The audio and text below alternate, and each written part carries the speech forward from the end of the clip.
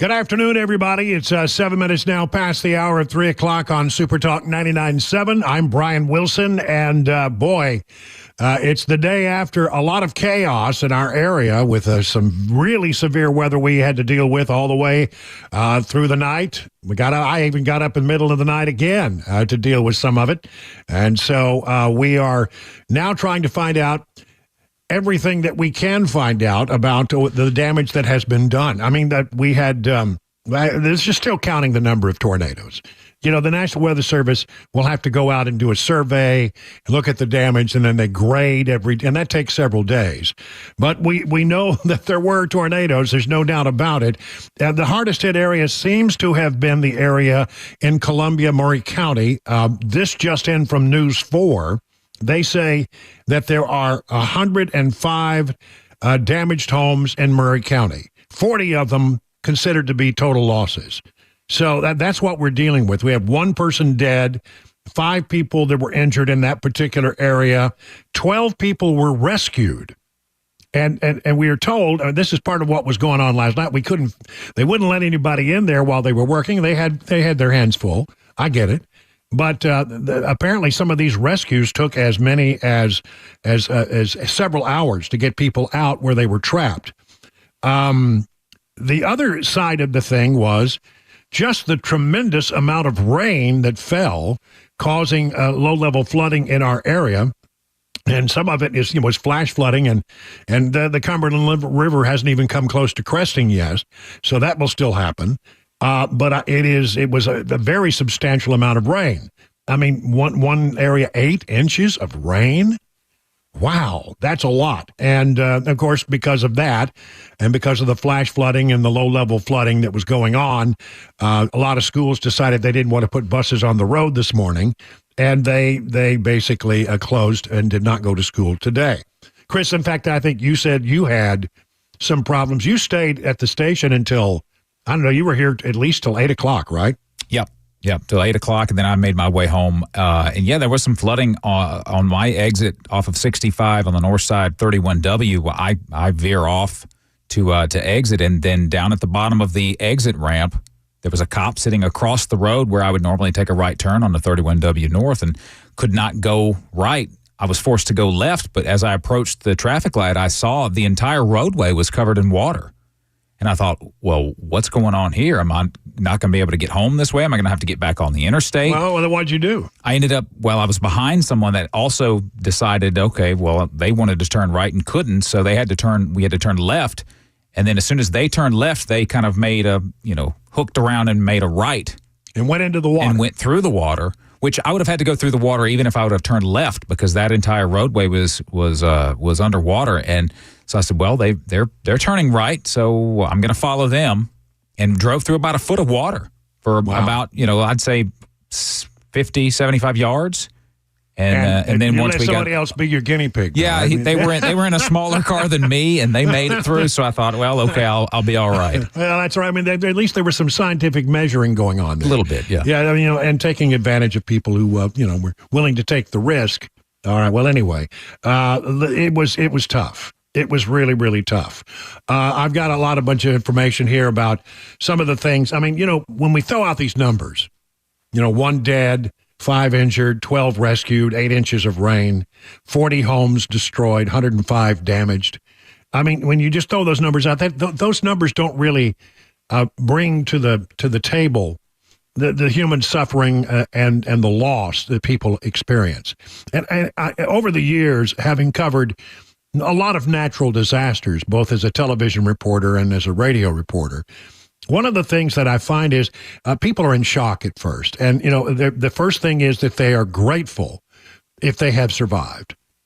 And so that's the first thing that happens, but then as they go and they start combing through their stuff, there is a grieving process at the things that you've lost. And it's surprising the things that people grieve over. It's generally, not things, it's memories. I remember covering a massive, I think it was what they called an F5 back in the day, in Wichita Falls, first big natural disaster I ever covered. Half the town of Wichita Falls, Texas was pretty much wiped out, and big storm. And we went back 6 months later to do a follow-up on how are things going. And it was around Christmas time. And people were really upset because, what happens at least in Texas, and I think in many places, is you take your Christmas decorations after Christmas, you put them in a box, you put the box up in the attic. Well, the attic is the first thing that is, taken in a tornado. The roof usually comes off in a serious hit of a tornado, and they lost all their Christmas decorations. People grieve over the fact that they've lost pictures and they've lost photographs and mementos of their family members, things that you simply can't replace. That's why I loved what Mount Juliet did when in the tornado that I was in. They put a bunch of boxes out and said, if you come across pictures or family mementos, put them in this box. We'll collect them up and we'll take them down to a central location. And people who have lost stuff can maybe come by and find some of the things that they lost. I thought that was a beautiful idea.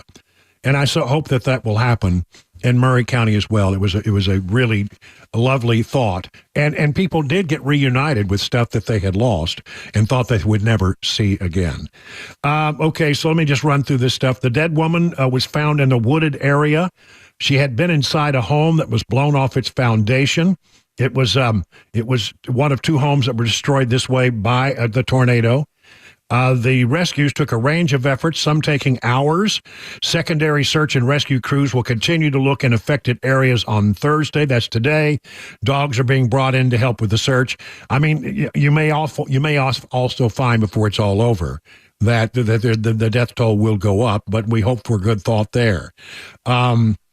We have other information here. 3,000 people this morning without power. I think they're slowly but surely getting that back up. But some of it will take a time because it wasn't just the local power poles. It was some of the big main trunks, the big metal towers that were destroyed in all of this. And that will take a little time to repair. Those things don't go up very quickly. And that situation. Let's see. Relief stations have been set up for those in need. Includes a shelter with the American Red Cross, which initially opened at Riverside Elementary School, but then moved to West 7th Church of Christ, 405 West 7th Street, where it will remain operational. People say, what can I do? I will tell you, when I went through the tornado in Mount Juliet, and I had to basically take all of the things out of my house and get them moved out, the one thing I wanted to get out of there, first of all, where was my guitar collection. And when I returned back to Mount Juliet, there were all these volunteers that had been let into the neighborhood from churches and et cetera. And I realized that I was going to have a lot of gear that was going to come down out of one of the top rooms in my house. And I needed to put them in the back of my truck, and I needed to put them in cases. I needed to make sure they were all buckled up and, wiped down before I did that. And I amazingly did not lose any guitars, although I did have damage in that room. And I turned to a police officer and said, there are volunteers here. Yeah, and I said, how can I tap into that? And the guy said, how many do you need? I said, I got a bunch of stuff I got to bring out of my recording studio. And he whistled, and about 5 people wandered over and helped me get all that stuff. I'll never forget the kindness that day. And I've actually run into some of the people who actually helped me that day. I was overwhelmed by the generosity, and because I'd already been up, untold hours and doing broadcasting, and I was whooped. And they got me through that. And then we got a truck over and got the rest of the stuff later. But I mean, those people were helpful. But the Red Cross always says that one of the things that you can do that really helps them the most is to make monetary donations. And that's true. It truly is. I will say this. I say it every time I'm involved in the aftermath of a tragedy like we had yesterday. And that is that whenever I have gone to scenes of stories like that, news people are pretty efficient about getting to a story. They know how to cut to the crap and get there quickly, because the sooner you get there, the better your coverage is going to be. And so, that lesson learned, I very seldom was on the scene ahead of the Red Cross. The Red Cross always got there. And the Salvation Army is another one that I'm very big on. They were there and they were helpful always. And so, they say, look, monetary, then we can give them the money to go buy what they need, and they can get exactly what they need, the thing that fits their need. Another thing that will happen, for example, I'm sure, like the people at Lowe's will do for the people down in Columbia and Murray County, what they did for me up in Wilson County, and that was they brought a bucket around. It was a big Lowe's blue bucket, and it had cleaning solutions and towels and, just a whole bunch of stuff that they put into these little care packages that was exactly what I needed, exactly what I needed at that particular moment. And I didn't have to worry about going and finding it. It was sitting on my porch. So, those kind of things are immensely helpful. And I know that the community will react as they always do, no matter where the damage, no matter what the problem. People in this area are good souls. They really, truly are, and they'll do everything they can to help out. The sad story about Asher Sullivan. This is a 10-year-old son of Rutherford County School Director James Jimmy Sullivan. The boy was apparently trying to help with the cleanup immediately after the tornadoes, and somehow got trapped or pulled into a drain and was swept under the neighborhood. He came out eventually of the drainage ditch. His heartbeat had stopped. CPR was administered. His heartbeat was reestablished, but his dad says that the damage is substantial. His lungs are severely damaged. He was not showing much brain activity. Especially pray for healing for the lungs, and most importantly, that brain activity will start again. He said of his son, Asher needs a miracle. Several areas without electricity, several trees down in Engleville and Christiana. They got hit as well. School spokesman James Evans told parents Wednesday night. That is a very serious thing. There will be hail damage, cars that need to be repaired, roofs that need to be replaced, trees that need to be removed. There's a lot of that. And again, that just takes time. Governor Bill Lee did a survey of Middle Tennessee, the tornado damage in the area, and was meeting with first responders and emergency folks who work, behind the scenes to, dispatch all of the equipment that you heard. Boy, last night, Chris, you got to admit, we had callers who were calling in, and they were down there in that area in Murray County where the real heavy damage was. And there was, every 3 seconds there was an emergency vehicle coming by. You could hear the sirens. Hard to even hear them sometimes because there's so much. Yeah. And that's what you do, when in bad times, that's what everybody crashes the boards. The flooding, we're going to have some flooding. Old Hickory Lake levels were higher at several recreation areas, and boat ramps in the Gallatin and northern Wilson County areas had water well beyond its banks. They say that the 2010 floods were worse, but this is notable. Well, remember, we haven't hit crest yet. Water at LaGuardia Recreation Center in northern Wilson County was approximately 100 yards beyond its normal banks, and pavilions and picnic tables were well into the water. Station Camp Creek boat ramp in Gallatin had elevated water levels that took much of the parking lot. Gallatin Soccer Complex is underwater. But these kinds of things they've seen before, and they know how to deal with them. It just takes a while to clean it up. So again, we have a tremendous amount of things to work on.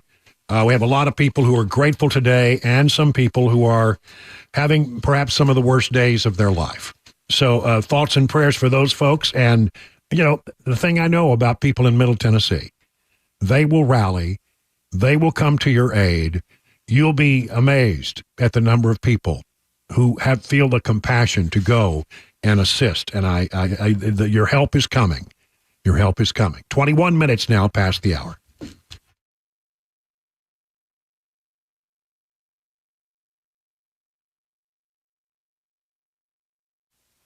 Let me tell you about the folks who are at Restoration Wellness Med Spa. The team there can help you achieve your summer goals. Restoration Wellness is a leader in weight loss management in Wilson County, and summer's right around the corner. You don't want to look bad in your bathing suit or in your shorts. You want to look good when you go to the beach. Call Restoration Wellness team today at 615-470-8124 or visit them at their website, restorationwellnessmedspa.com, to book a consultation today. Now, my friends Carly and Jamie will take good care of you. The good folks down there will treat you like they're one of your own. And you'll be a part of 1,000 patients who have already seen life-changing results from the weight loss management program. Weight loss can increase your energy, improve your quality of sleep, and enhance your overall health. I've been experiencing all of these things as I am going through that process now, and so is Cabana Wife. These are customizable treatment plans, not one size fits all. Restoration Wellness considers your unique needs, your lifestyle, and your goals. So whether your goal is to lose stubborn body fat or improve your overall health, Restoration Wellness has the solution for you. Learn about the newest technology in weight loss management. Just go to their website, restorationwellnessmedspa.com. The guaranteed offer is the easiest way to sell your home. It's really simple. We bring you an all-cash offer. You close in as little as 21 days. No home inspections, no lock boxes, no open houses. Go to markspain.com to get a guaranteed offer and start packing.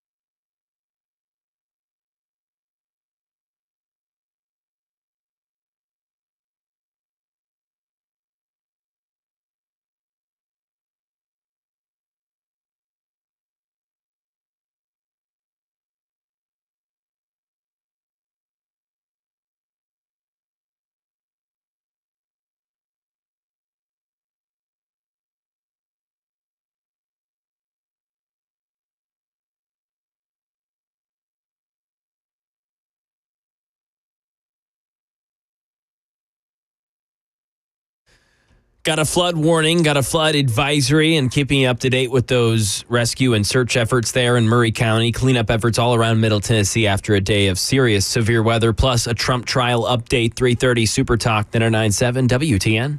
Yeah, we got all kinds of stuff to talk about here today. Some of the, because we were so busy covering the breaking elements of the storm as it raked across our area yesterday, we didn't get to a lot of stuff that we normally would talk. So we'll catch up on some of that stuff, and there is stuff that I need to tell you about. We'll also be talking about the Trump trials, how many people are furious with Biden with regard to his refusal to send weaponry into Israel. After saying that he's been a longtime friend and supporter, he is holding back, and many people are not very happy about that. We talk about the border a lot, I know, but boy, I've got some numbers today that are going to blow you away, that you're just not going to believe with regard to what's going on the border, and efforts in the House to try to make sure that people who come to this country illegally don't impact the census count. And that's a very important story. Also, indication of just how bad the fentanyl that's coming across the border is impacting us. We'll talk about all of that. We'll go to the swamp and recap the big Johnson vote yesterday. He's going to be the speaker. Nothing's going to touch him. And just a whole bunch of other stuff that we need to get across the transom today to keep you apprised of what's going on in the world around you. It was, as I said, I think we were on last night until about, I don't think I got back to the house until well after 10 o'clock. And then we knew that there was going to be a period of calm, and then there was going to be another system that sort of came through in the middle of the night. And so we were all on standby. I didn't get called back into duty again until about, I think about 3:30 or so, and we were on the air for just a short period of time during one tornado alert that turned out to be radar indicated, mostly it seemed. And then it was heavy rain, more rain, which, right now we don't need a lot of. But nonetheless, it sort of, by the time we got to sunrise, all of that had moved out. And it reminds me of just how amazing, the day after a tornado is. Usually the weather is really remarkable, and it really is a beautiful day today. It's 83 right now in bucolic Watertown and in Nashville. And beautiful skies. We're going to have, Friday partly cloudy and 70. Saturday and Sunday look like amazing days. Abundant sunshine and 74 on Saturday, 77 on Sunday. And then maybe some rain on Monday, chance. We don't need any more of that. I think we could pass, yeah. Yeah, we could pass on that. I want to debut a new piece of technology. Today I came out, was sitting down and having coffee with Grogu on the cabana, and I just happened to notice, oh my gosh, I've got hundreds and hundreds. At any given time you look at, there are hundreds of cicadas flying around my backyard. I mean, I've never seen so many cicadas. And so I decided I would introduce a new piece of technology. This is the Drive's official cicada mic. Why is it only on in one ear? I don't know. You should be hearing both. It's only on the right side. Well, let's just do this then. There we go. Now they're in stereo. Yeah. Well, that's lovely, isn't it? Yeah, and then live? That's live. That's a wireless mic in the bush outside my window. Nice. And it's clipped onto a branch. And while I've got these microphones clipped onto a branch, and hopefully no birds will take them away. They'll think it's a bug and eat it. Yeah, that's right. The other thing is that while I was taking the microphones and putting them on the bush, I realized what was going on with my whole situation involving the robin. There's a nest. In fact, I think you just heard the bird. Just heard a cheep. That's right. Yep. Well, there's a nest with 2 eggs in it and a robin sitting on the nest. So that's why they were so concerned. I bet they were thinking, they saw their reflection, thinking it was another bird trying to invade their nest. I guess that's what it was. But I mean, that's going to be fun to watch. I'm going to put a bird cam out. Yeah. So we can watch that. At some point, we'll be able. I have a security camera. We'll be able to get some images of what's going on with the birds when they hatch. That'll be fun. Yeah. I look forward to that. All right, let's get on with it. We got a busy show. It's now 31 minutes past the hour, 3 o'clock.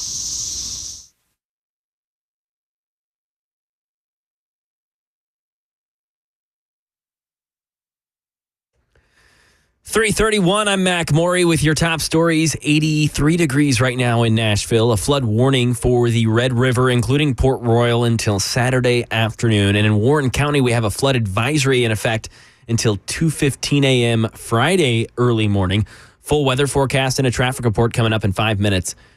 In Murray County, one woman died from a tornado hitting her home and ruining the foundation. She was found in the woods among 12 others and trapped in debris.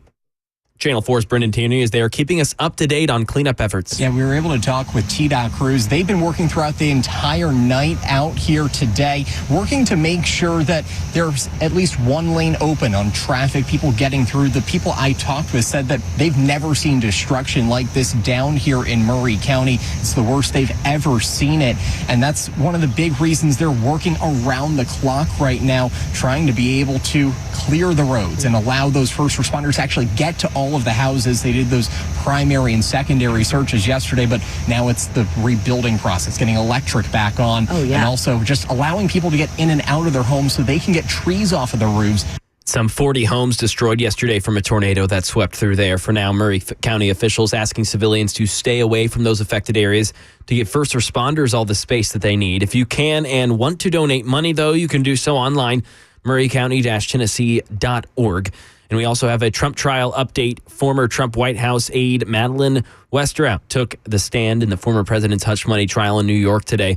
Olivia Rubin is at the court where she says the witness believes Mr. Trump is being treated unfairly. She is speaking glowingly of him, glowingly of his relationship with Melania, talking about he would always let her know when he was coming home late for dinner. So a real change of pace for the defense team in there to have a witness on the stand who is testifying on behalf of the prosecution, testifying because she received a subpoena to speak about some of the inner workings of the Trump White House. And that is the latest news, traffic and weather on the way. I'm Mac Maury, WTN News. Hey, it's Dan Mandis, and I am so glad that California Closets has fixed my closet catastrophe. After exact measuring and planning, they came over and got to work. Yeah, once it was all plotted out on their 3D CAD system, the pieces are measured, cut, and precisely installed into my space. It was clean, fast, and professional, and above all, my new closets look and function great. Now, this was my dormer, and now this is my new dormer thanks to California Closets. Look at all of this added space for shirts and shoes, you name it, and it is cut so precisely, simply amazing. And my old closet that has now been reborn as the ultimate in style and functionability, making the best use of the space that I had. They can work on just about anything: bedrooms, garages, home offices, closets, pantries, and so much more. Find them online, CaliforniaClosets.com, and see what they can do for you. You can schedule a free design consultation. Mention my name, CaliforniaClosets.com.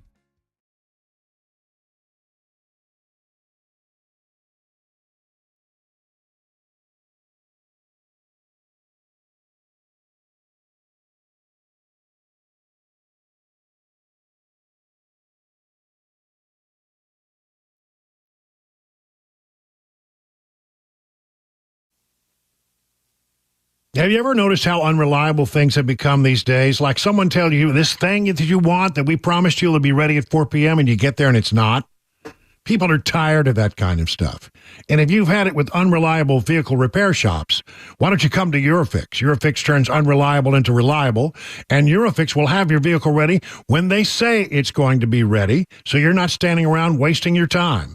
URFIX repairs all European cars with quality that beats the dealer without dealer pricing. That's because dealer repair shops are designed to pay virtually all of a dealership's overhead, and that's a ton of money. Why would you want to pay for that? At URFIX, reliable means a 3-year nationwide warranty, plus a free loaner car with every appointment. Make sure you call ahead because loaner cars are very popular. If you're tired of unreliable repair shops, come to where it is reliable. URFIX, family owned for some 24 years. Call 844-URFIX or visit myurfix.com. That's myurfix.com. The guaranteed offer is the easiest way to sell your home. It's really simple. We bring you an all-cash offer. You close in as little as 21 days. No home inspections, no lockboxes, no open houses. Go to markspain.com to get a guaranteed offer and start packing.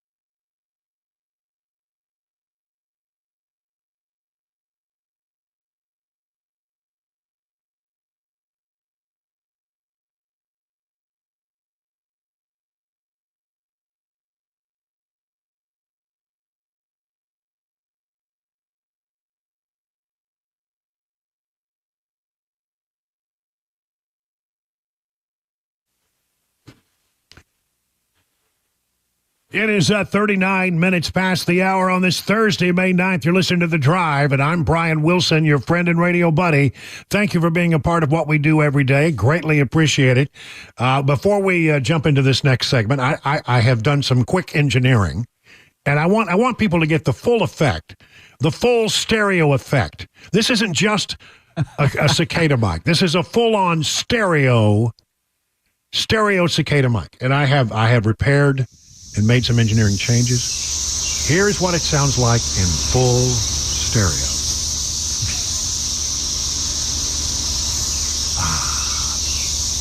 I'm not sure if it's relaxing or unnerving. I don't know. I'll say what's unnerving is when you walk in the backyard and they're flying up and hitting you in the face. And I mean, I've never seen so many cicadas in a backyard. My goodness, it's really something else. So there you have that. Time to do a little what we call the 2024 update. Oh, man. This is going to be, you're going to enjoy this. Joe Biden is absolutely 100% clueless when it comes to about the situation with regard to the economy. He doesn't understand it at all.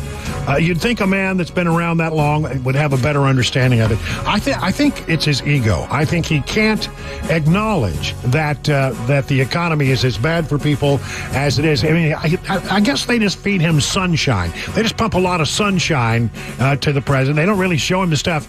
Because he sat down, he's doing an interview with Erin Burnett on CNN. Now, you would think, well, there's a good softball interview. But to her credit, Erin Burnett asked some pretty tough questions. And it had to do with the economy and the inflation and the pain that people are feeling in their personal pocketbooks and their wallets. And they were good questions. And he looks at her like, where are you getting this stuff? Just looking at her like she's some kind of a bug.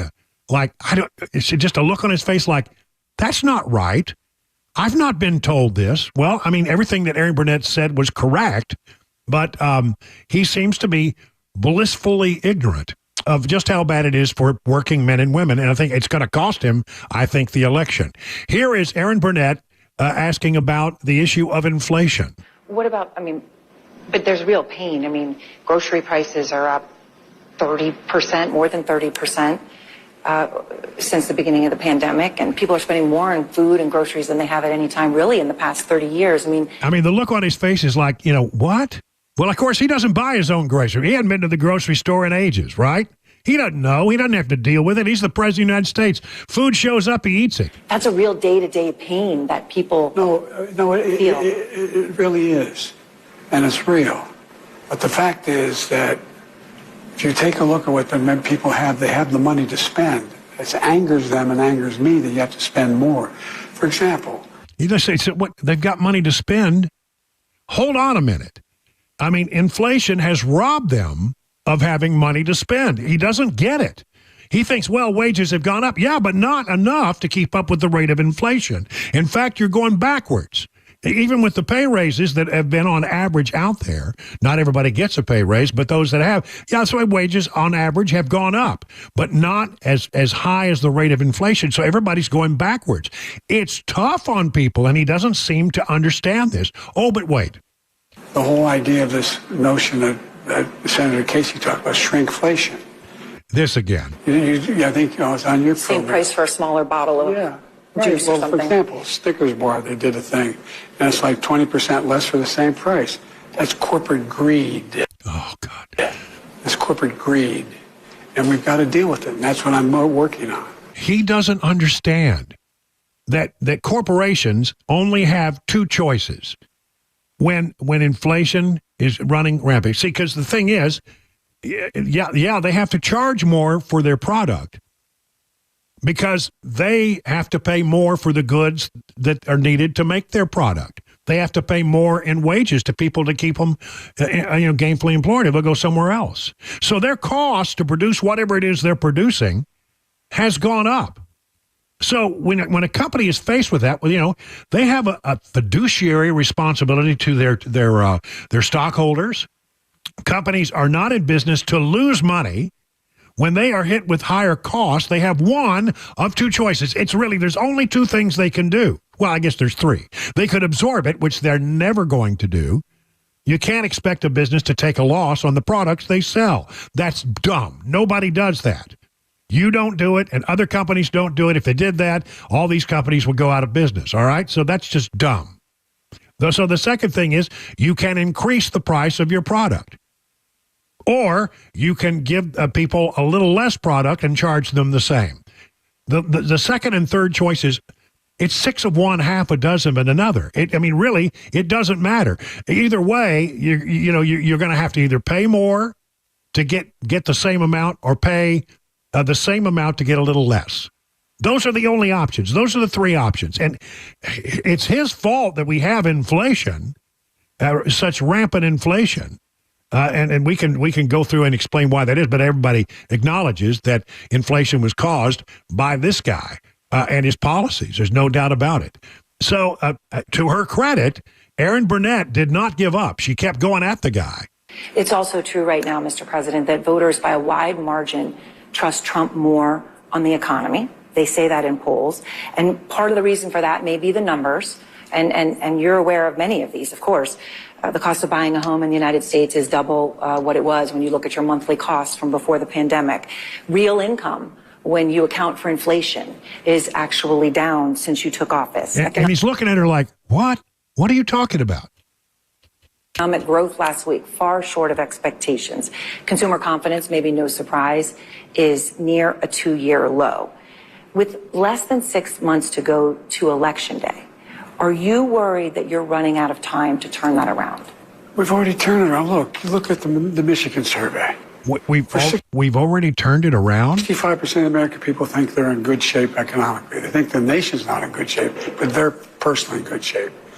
The polling data has been wrong all along. Yeah, you can't trust that polling data. Just the one that I pointed. You can trust that one. You can't trust the rest of it. How many you guys do a poll at CNN? How many folks you have to call to get one response? That doesn't mean anything. The idea that we're in a situation where things are so bad, the folks that, we've created more jobs. We're in a situation where people have access to good paying jobs. Hold on. They didn't create many jobs. They may have created a few, but they didn't create many. The vast majority of jobs that he created were jobs that came back after we went through the pandemic. They were going to come back anyway. He didn't create those jobs. They finally came back to where they were. And the last I saw, the combination of the inflation, the cost of inflation, all those things, that's really worrisome to people with good reason. That's why I'm working very hard to bring the cost of rentals down, to increase the number of homes that are available. But let me say it this way.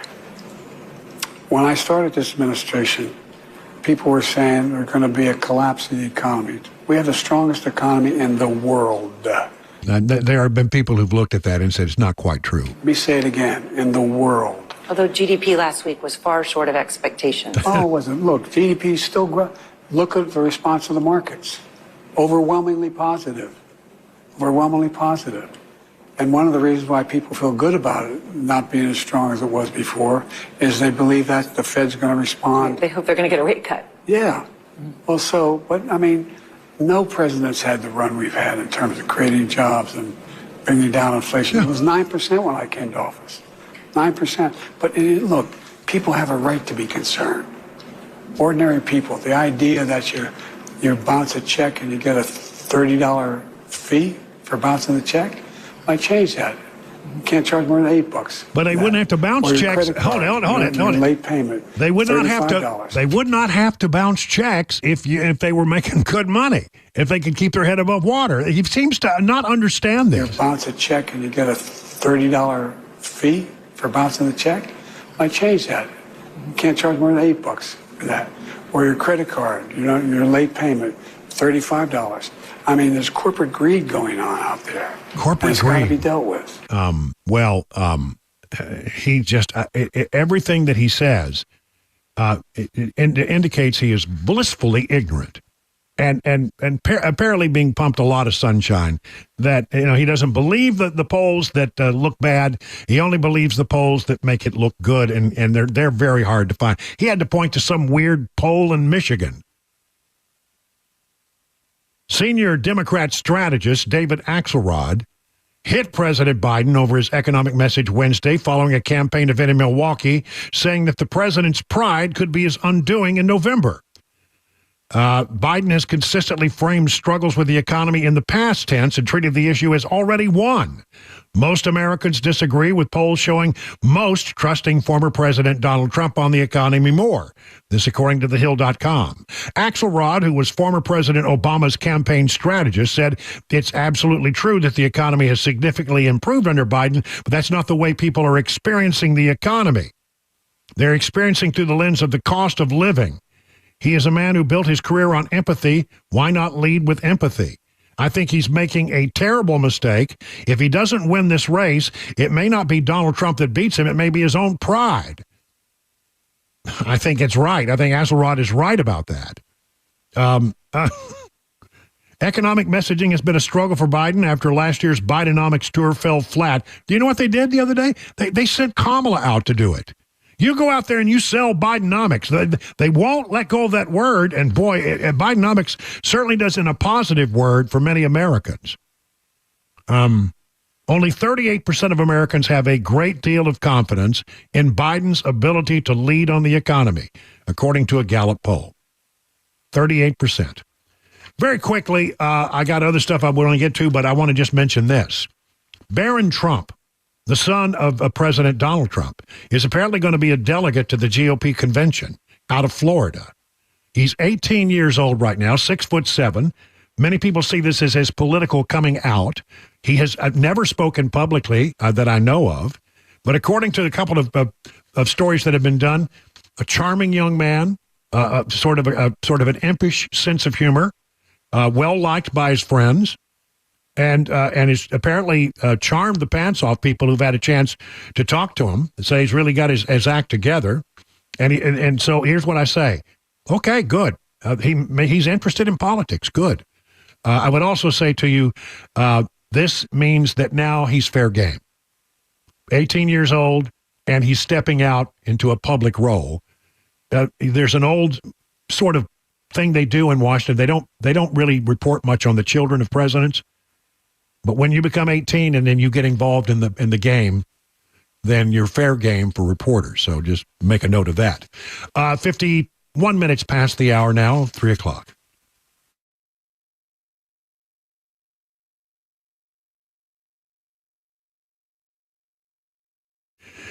You know, there are no pills or spinal creams that magically open up your spinal disc and take the pressure off your nerves. If you have a pain in your back, your lower back, you have two choices.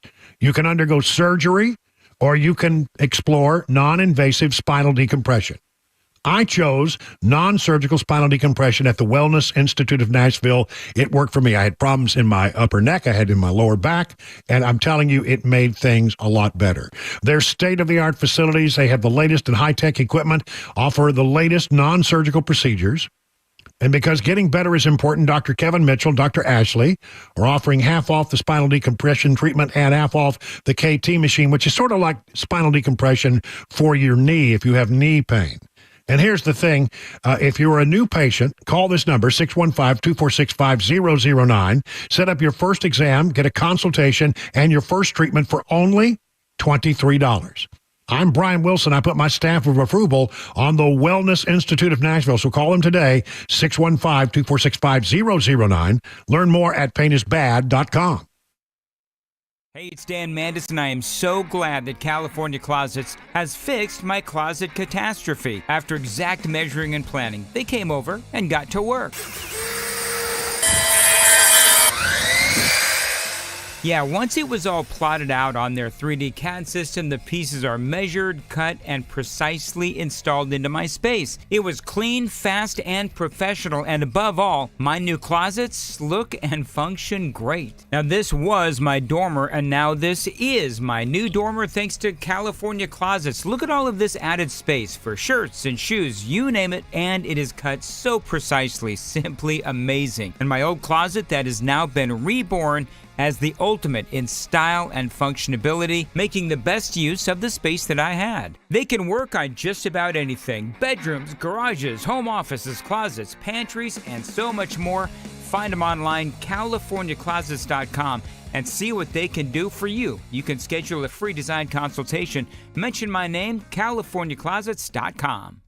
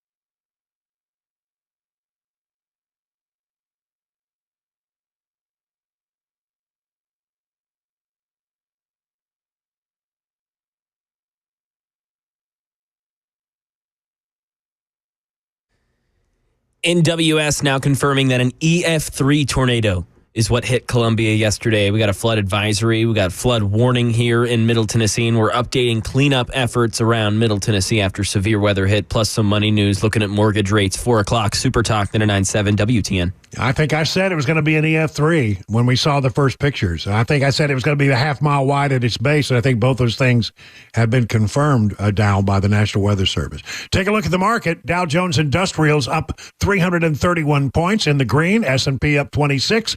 NASDAQ is up 43. What's driving the market? What's going on with all the business and the economic world? Let's check in with John Maxon over at Beacon Capital Management for more. Hello, John. Hey, good afternoon, Brian. Yeah, good day on the market. The S&P is actually above 5,200 again, and the Dow's up for the 7th day in a row. You know, a lot of the market momentum right now has to do with the Fed's fight on inflation and a little bit of ease there about interest rate policy. One of the things they're really looking at is they want to make sure that the job market is cooling. And today, The Fed got more evidence of what they wanted to see. The labor market reported weekly jobless claims that were up 22,000, which is a case of where bad news is good news. Mortgage rates declined, say, for the first time in over a month, so we're already seeing that effect on that, at least in the short term. Tomorrow we get a consumer sentiment report, so we'll see how the consumer's feeling, which will be a big gauge on the economy. All right. Thank you, John. Find out more about all the things that John Maxon and all the good people at Beacon Capital Management can do for you as you prepare for retirement. Just go to their website, askbeaconnow.com. 59 past the hour. Hey, what's up, guys? This is Matt Murphy for Members Nutrition. I want to tell you about the Members Nutrition difference, and I want to encourage you to go over to the Members Nutrition website. Number one, they believe at Members Nutrition that they can sell vitamins and supplements at a lower cost point, and they're doing it every single day at membersnutrition.com. Number two, they want to make these products right here in the United States of America, not from some overseas company, and they do that every single day. I encourage you to go to membersnutrition.com. You'll get 50% off your purchase price at checkout. You don't have to put in any codes. Just go to membersnutrition.com. Once again, membersnutrition.com.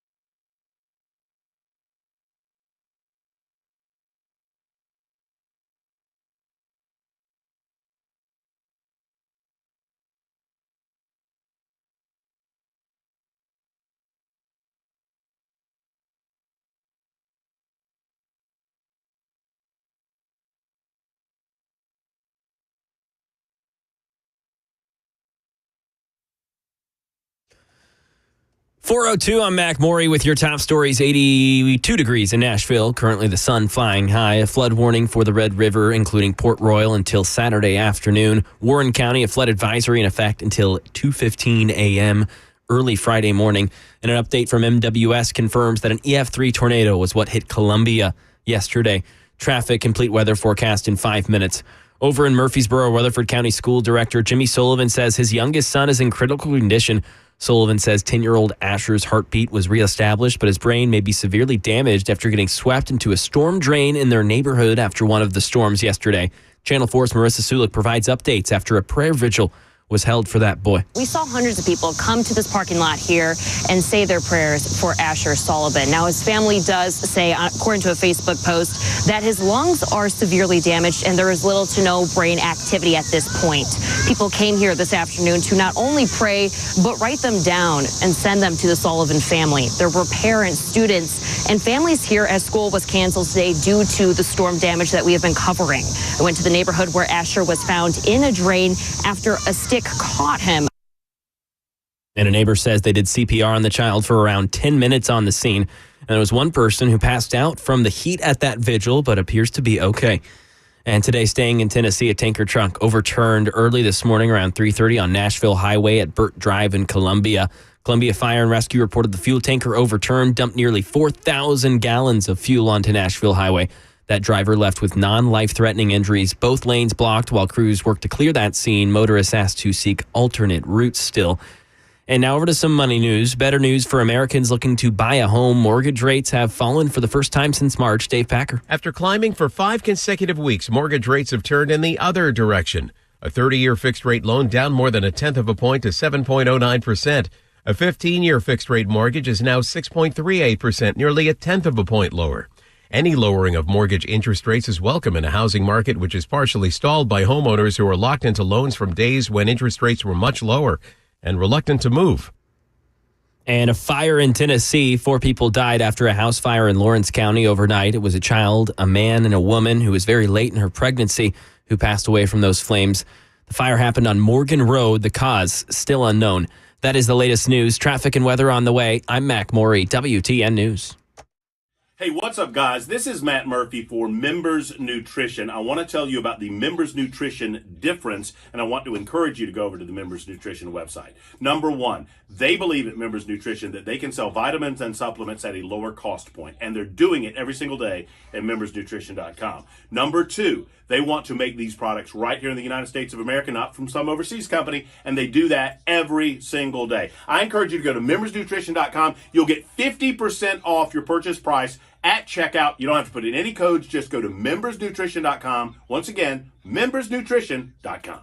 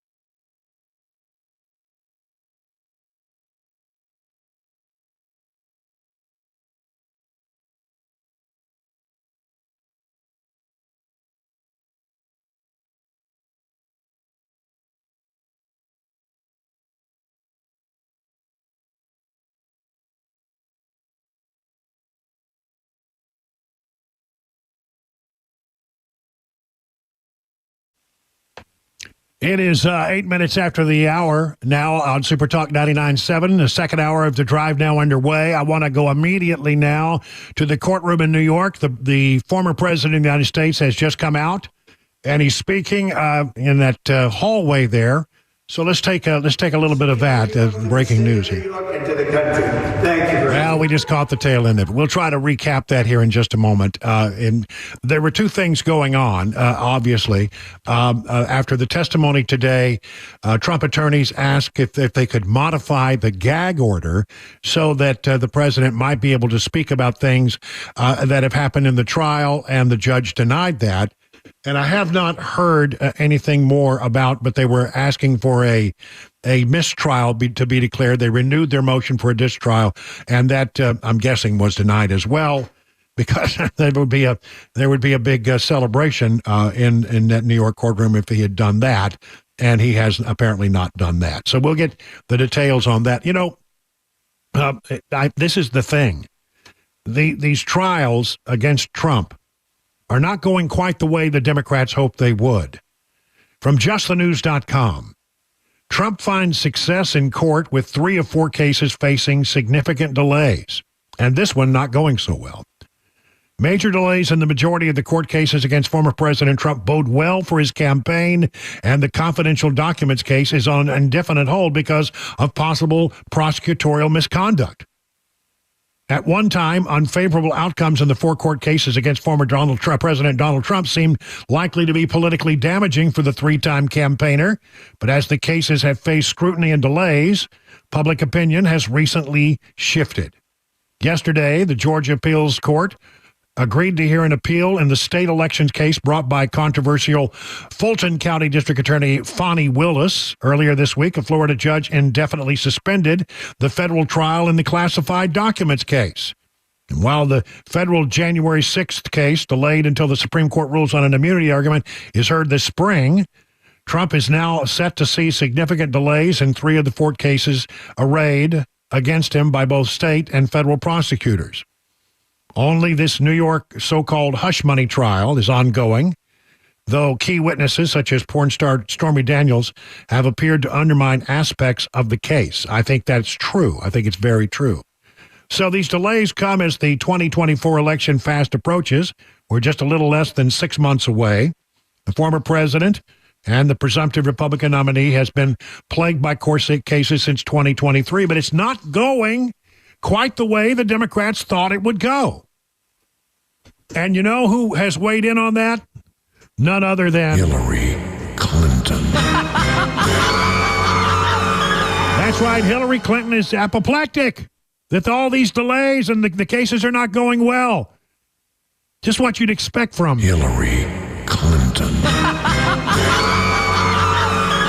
So here I have what Hillary had to say and the reaction from one of Trump's attorneys, Jesse Banal. Hillary Clinton.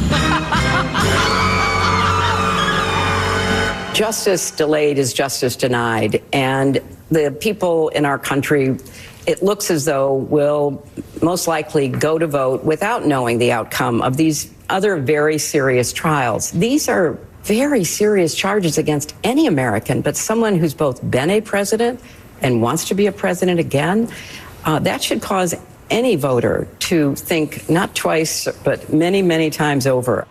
Well, what you're saying is the left is really saying the quiet part out loud, which is that they have been depending on these cases not for some sort of pursuit of justice, but in order to impact the 2024 presidential election. That's a great point. Hillary Clinton is upset not because justice is not being pursued, but because it's taking too long. It's taking too long, you know. We wanted these things to slow him up. We wanted to get this under the wire because we wanted to destroy his reputation and change the people's minds about him. And now that you have appellate courts and you have judges that are starting to take a deeper look at these cases and not moving them as fast as these left-wing prosecutors want them to move these cases, then the left is wringing their hands because of it. It takes a lot of gall for Hillary Clinton, after everything that she's been through, to say that justice delayed is justice denied, because in her case, it was both. But what we know for sure at this point is that each and every one of these cases was so unprecedented that once you start to take a deeper look at each of them, they start falling apart, which is why each of these cases are either on hold or, in the case of New York, are completely falling apart as the case proceeds through the litigation. Listen, this thing is just not quite going the way they wanted to, and boy, does it irritate you-know-who. Hillary Clinton. So, Chris, I understand you're able to re-rack that sound from Donald Trump as he exited the courtroom just a few moments ago. Here is the former president as he exited the courtroom in New York. Thank you very much. Everybody saw what happened today. I don't think we have to do any explaining. I'm not allowed to anyway, because this judge is corrupt. He's a corrupt judge. This judge, what he did and what his ruling was is a disgrace. Everybody saw what happened today. He's a corrupt judge and he's totally conflicted. And I got to get back on the campaign trail. I'm not supposed to be here. We are so innocent. There's never been anything like it. Read every single analyst, legal analyst. I'm innocent, and I'm being held in this court with a corrupt judge who's totally conflicted. Take a look at his conflict. It's a disgrace to the city of New York, to the state of New York, and to the country. Thank you very much. Well, it was rather short as he exited the courtroom, and he's going to head out to the campaign trail. The only time he gets on the campaign trail during this trial is on Wednesdays, when the court takes a break in the middle of the week, and then on Saturday and Sundays when there is no court. So he is being kept off the campaign trail. He takes advantage of this camera, though, to say certain things every day. I have a little bit of what he had to say, for example, when he came in this morning. I just filed a major motion in the appellate division concerning the absolutely unconstitutional gag order, where I'm essentially not allowed to talk to you about anything meaningful that's going on in the case, and many good things are going on with the case. It shouldn't have been filed. They had this morning the top legal scholars in the country. This is a Frankenstein case. They took a dead misdemeanor, they attached it to a dead alleged federal felony and zapped it back into life. So many of us are just amazed to watch this actually walk into court, because it's not a recognizable crime that any of us have seen. That's Jonathan Turley. I've been doing this for 60 years and I don't understand what crime he's been charged with. Nobody understands this. I just don't get the crime. There's no evidence of any crime whatsoever. This is a sham. That's Alan Dershowitz. And these are people that they speak their minds. They're not for me, they're for justice. This is another one. This is without precedent in American history, only with the desperation of President Joe Biden and his fanatic left-wing enforcers did it become possible to think about arresting and jailing their major political opponent. This case must be taken out of Judge Merchan's hands because he's totally conflicted.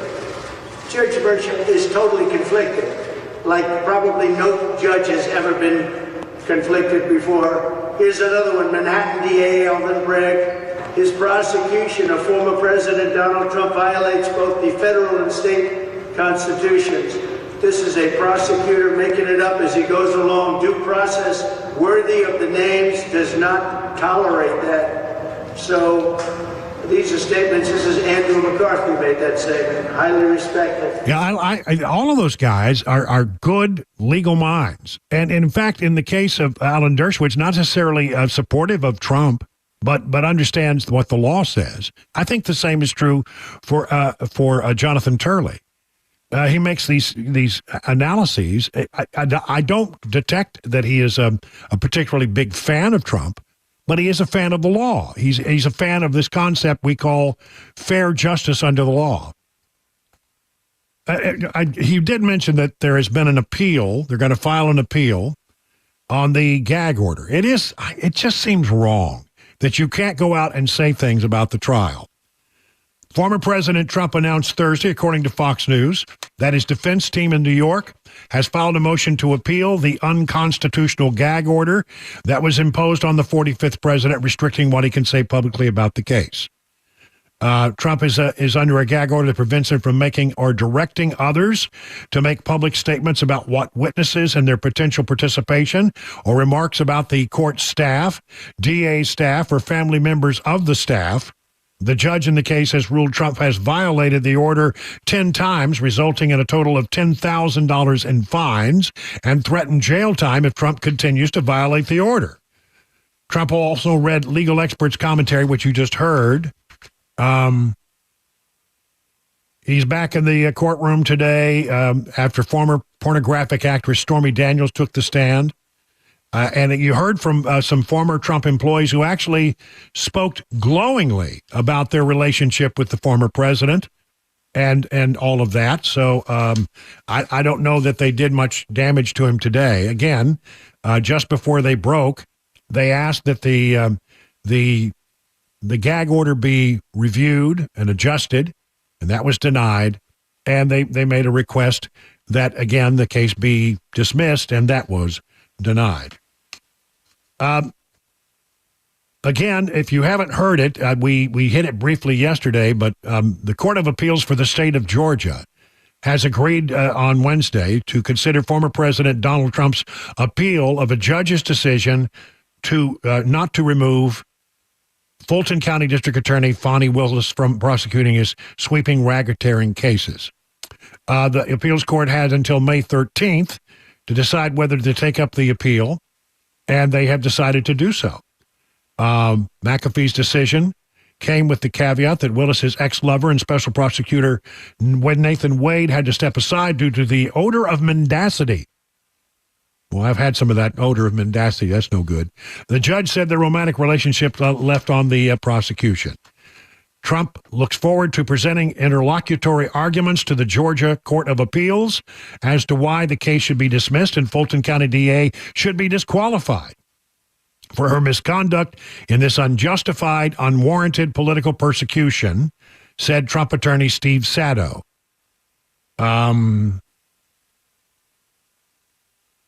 In March, McAfee determined that pretrial work in the court would not automatically stall if the appeals court agreed to consider his decision to keep Willis on the case, but Trump and his co-defendants could seek a stay from the appeals court, which would pause the case during the appeal. See, I just want to point out again, it is one thing to come out and hit the guy with 91 indictments. A lot of those have fallen by the wayside and have been dismissed, by the way, since. I forget where we are, but it's not near where it was. And each of these cases, once the defense team gets in there and starts saying their side of it, we find out that there truly are problems with these cases. And everything is being delayed because these cases, a lot of them are just ginned up nothing. They just really are. And it's unfair, and it's political as all get out. But one way or the other, I think whatever people think about Donald Trump with regard to these trials and these indictments, I don't think it really changes the equation very much. It's baked in right now at this point. People have decided they either don't care, or if they do care, they were never going to vote for Trump in the first place. 21 minutes past the hour.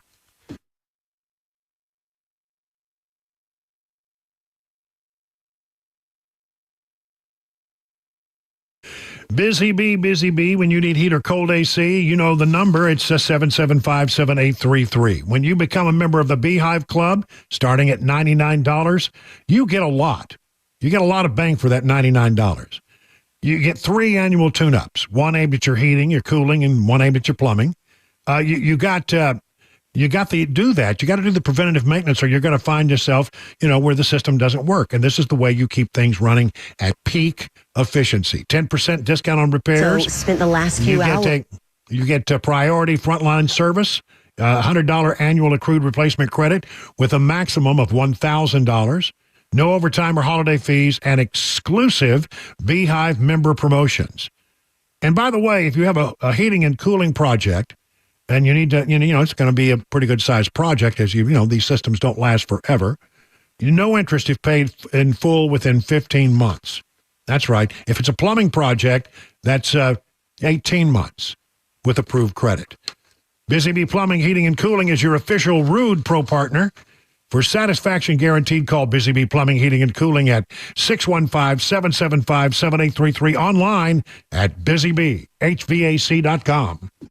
Hey, it's Dan Mandis, and I am so glad that California Closets has fixed my closet catastrophe. After exact measuring and planning, they came over and got to work.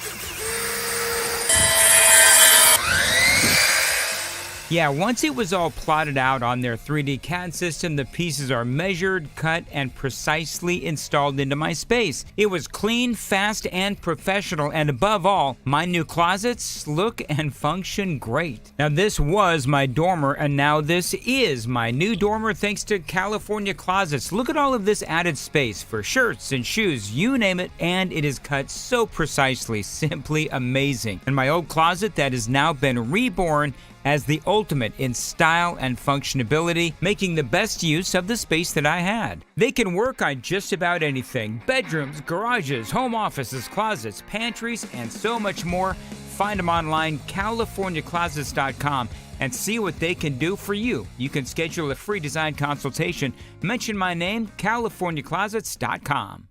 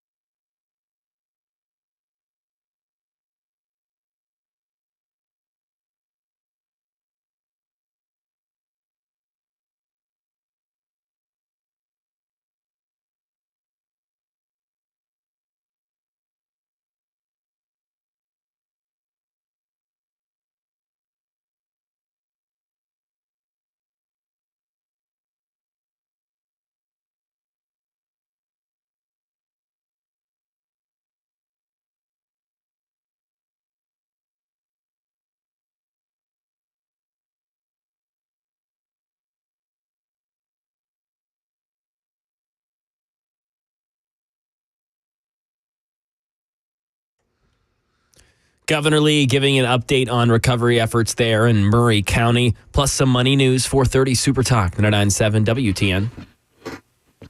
It's 26 minutes now past the hour of 4 o'clock on Super Talk 99.7. A lot of people are upset with the current president of the United States because he is withholding weaponry from Israel. Well, I mean, first of all, the other day he said he would never do that because the commitment to Israel, well, he said it was ironclad. My commitment to the safety of the Jewish people, the security of Israel, and its right to exist as an independent Jewish state is ironclad even when we disagree. He basically then confirmed that, well, yes, we have held some old shipments up, but he said we will not send other weaponry unless Israel decides to not take major action inside Rafah. I made it clear that if they go into Rafah, they haven't gone into Rafah yet. If they go into Rafah, I'm not supplying the weapons that have been used historically to deal with Rafah, to deal with the cities, to deal with that problem. We're going to continue to make sure Israel is secure in terms of Iron Dome and their ability to respond to attacks like came out of the Middle East recently.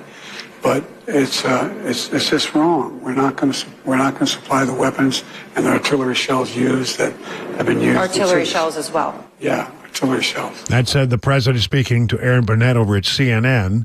Matthew Miller at the State Department said yesterday, well, don't get too caught up in all of this. It doesn't mean we don't really support Israel. Specific shipment that we have put on hold pending review and others that we're reviewing. I don't think people should make a mistake, a review that we have taken with respect to some short-term assistance with our long-term commitment to Israel's security. Yeah, but the president said, no, we're going to do it if they go into Rafah. Now, they've gone into Rafah in a minor way, not in a full-fledged offensive. And so apparently the president's drawing a distinction between having a presence in Rafah and actually having a military operation in Rafah. But Republicans are upset. Listen to Tom Cotton. He's riled up, Senator Tom Cotton of Arkansas. Foreign aid to help one's reelection. Now, some people say Joe Biden is doing this for his reelection, which would be bad enough.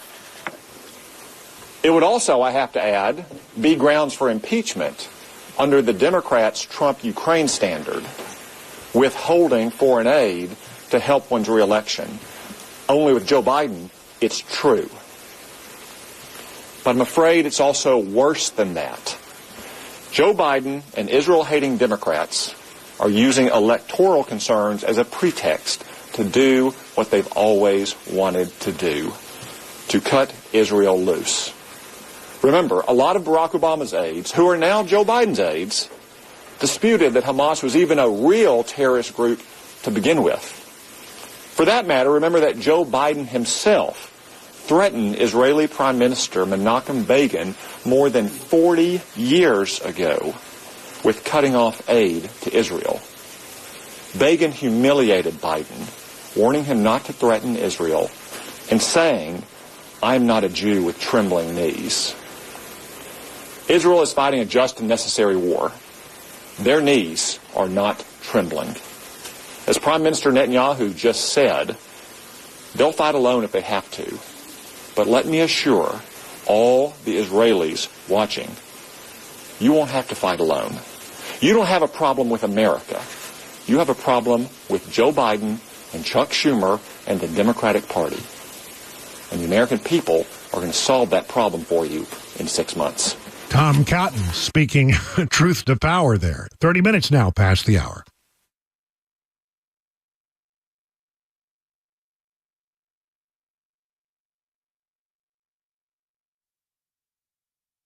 .430, I'm Mac Maury with your top stories. 82 degrees in Nashville, currently with sun flying high. We have a flood warning for the Red River, including Port Royal, until Saturday afternoon. And in Warren County, we have a flood advisory in effect until 2:15 a.m. early morning Friday. I got an update from MWS confirming that it was an EF3 tornado that hit Columbia yesterday. And we also have a boil water notice in the town of Woodbury due to possible contamination from flooding. That'll last until Saturday at 7 a.m. Full weather forecast and a traffic report just ahead, 5 minutes.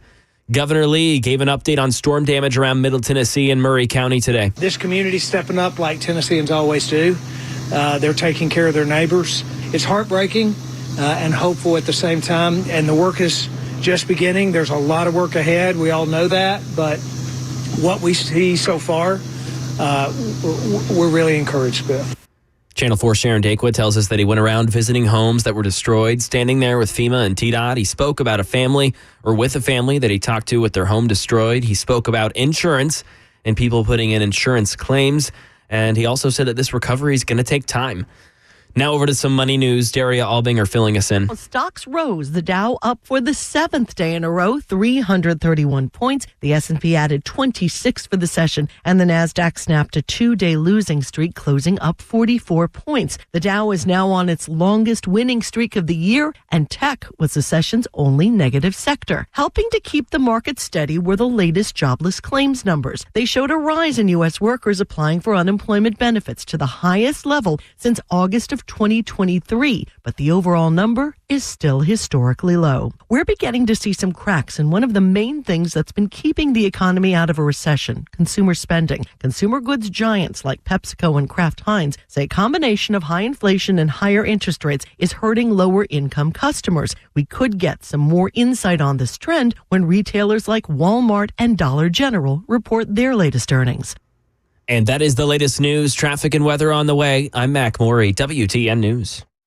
Hey, what's up, guys? This is Matt Murphy for Members Nutrition. I want to tell you about the Members Nutrition difference, and I want to encourage you to go over to the Members Nutrition website. Number one, they believe at Members Nutrition that they can sell vitamins and supplements at a lower cost point, and they're doing it every single day at membersnutrition.com. Number two, they want to make these products right here in the United States of America, not from some overseas company, and they do that every single day. I encourage you to go to membersnutrition.com. You'll get 50% off your purchase price at checkout. You don't have to put in any codes. Just go to membersnutrition.com. Once again, membersnutrition.com.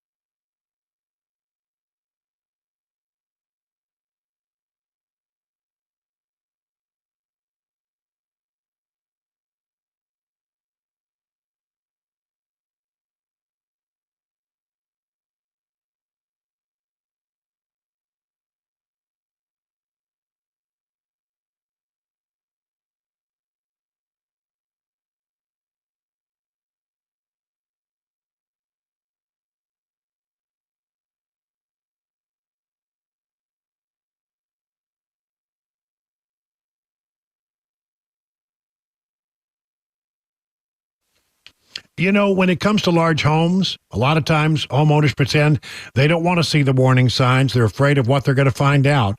That's true with waterproofing and foundation repair issues. Now, here's the truth. It could be something big that really must be fixed. It's your biggest investment, after all. It could also be a small problem that if you fix it now, you'll get it before it becomes a much bigger and, I would add, more expensive problem. Or you might find out the thing you're worried about is not a thing at all. Bottom line, you don't know. You need great expertise, and the folks at USS are those experts. Over 25,000 100% satisfied customers. They'll come out to your house. They're not about, trying to upsell you or meet some kind of sales quota.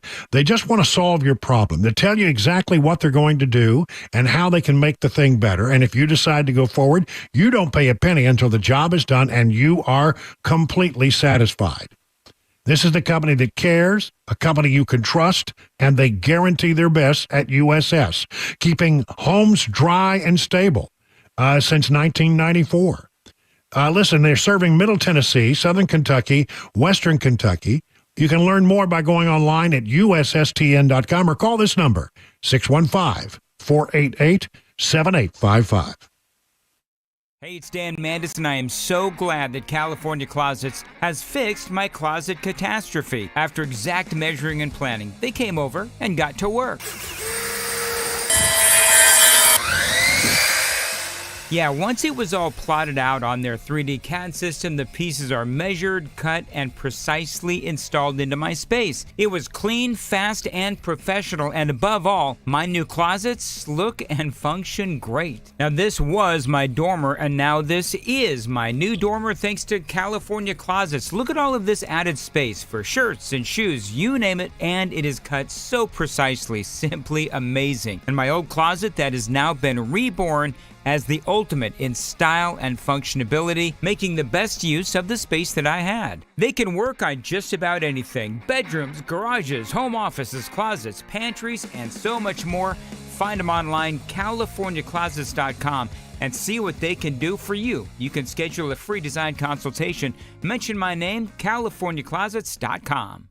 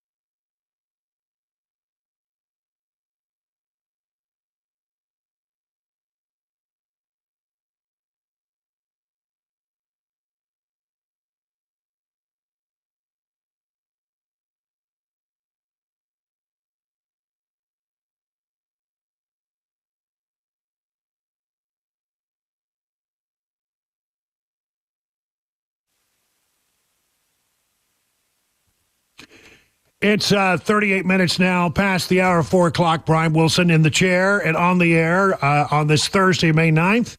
Glad that you are with us as we try to get you home. I mean, boy, talk about how a day can make a difference. I mean, such a beautiful day today. Temperatures hovering around 83 degrees. That's what I have here in bucolic, Watertown. So what do you got there in Nashville there? 83. 83. Yep. So across the board, 83 beautiful sunshiny degrees. Mm-hmm. But yesterday, whew, what a day. We'll get back into some more tornado coverage coming up at the top of the 5 o'clock hour. We've got a lot of new details about just where the damage was and how much of it there was and all kinds of stuff. So hang around for that in a few minutes. I want to talk about the border situation. I have some astounding numbers. that will really tell you exactly what's going on, and it should frighten you to death. These numbers. First of all, each day, right now, since the beginning of fiscal year 2024, which I guess was in October. So that's when the fiscal year begins. And since October, there have been 175,000 known gotaways that have entered this country. These are people who came across we knew they were coming across, but we didn't have the resources to get to them. They came in without any contact with law enforcement. We don't know who they are. We don't know where they came from. We don't know where they're going. We don't know what they're up to. They're completely unknown to us, but they're in the country. 175,000 of them since October, right? Well, do the math on that. That's 800 people a day. 800 people a day are coming across the border, and I'm sure it'll be okay. I'm sure they're lovely people, but we don't know anything about them, do we? We really don't. And that's very, very concerning. And then there's another statistic, and thank you to Griff Jenkins over at Fox News for getting this information from the Border Patrol. For the first 8 days of May, that's okay, this is the 9th. So the 1st through the 8th, yesterday, 1,200 Chinese immigrants have come across, illegal immigrants have come across in San Diego. 1,200 in 8 days. That comes to about 150 a day. Isn't that an interesting round number? 150 a day. Seems like that number's not a random number. I don't know. It just jumps out at me as being, well, that's a really interesting kind of round number. I can imagine some bureaucrat in China said, let's send 150 a day until we're told we have to stop. And I really do believe that a lot of these are military-aged men. I think they're coming into this country, and I think they are being sent here by the Chinese government to infiltrate the country, to enter the United States, to absorb themselves into the fabric of the nation, and to just sit around and wait for whenever we need you to do whatever it is we need you to do. I think they are working for the Chinese government. I really believe that. You tell me they're not? How can we prove it? Well, we're not doing anything to find out much about these people. 150 a day and 1,200 in the last 8 days. Here's something from Fox News. More than 1,000 apprehensions of Chinese nationals crossing the U.S. border earlier this last week. A Customs and Border Patrol source tells Fox News. The latest numbers come as the border has seen a dramatic increase in the number of Chinese nationals, a trend that has raised national security concerns and fears of espionage from some Republicans. It means that more Chinese illegal immigrants crossed illegally into the sector in 2 days than crossed the entire southern border in all of fiscal year 21, when only 342 migrants from China were encountered. You tell me that's not organized? Of course our enemies are taking advantage of the chaos on the border. Overall, across the border, numbers have increased dramatically since fiscal year 21.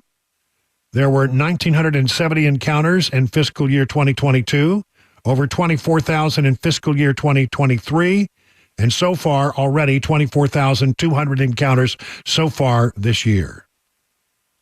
Some Republicans have raised concerns about the possibility of espionage from those coming across the border. Recently, House Republicans warned that the Chinese Communist Party wants chaos and devastation that comes from fentanyl coming into the U.S. Illicit fentanyl is primarily made using Chinese precursors by Mexican cartels, then moved across the southern land border. Brandon Judd, president of the National Border Patrol Council, which represents all rank-and-file Border Patrol agents, told Fox News earlier this year that the majority of the Chinese border crossers are single, adult males of military age. This is a scary prospect. We know that China does not like us. We know that we are in the crosshairs of China and that they are exporting so many people into our country. You really have to have some fear about that. I do. I truly do. Here we go. The Biden administration, when when you're a Democrat and the law is written in a way that you don't really agree with, you know what you do? Well, I mean, the Biden administration just sometimes ignores it. But what you can do, and what they do, and they're very good at this. I said do, I'm sorry. What you can do, and what they sometimes do, is change the definitions in the law and what they mean. Well, we think this word means not what you thought it meant all along, but we have a different definition, and therefore you circumvent the actual intent of the law. Biden HHS, the Health and Human Services, redefines the term lawfully present in order to give free health care to illegal immigrants that you're paying for.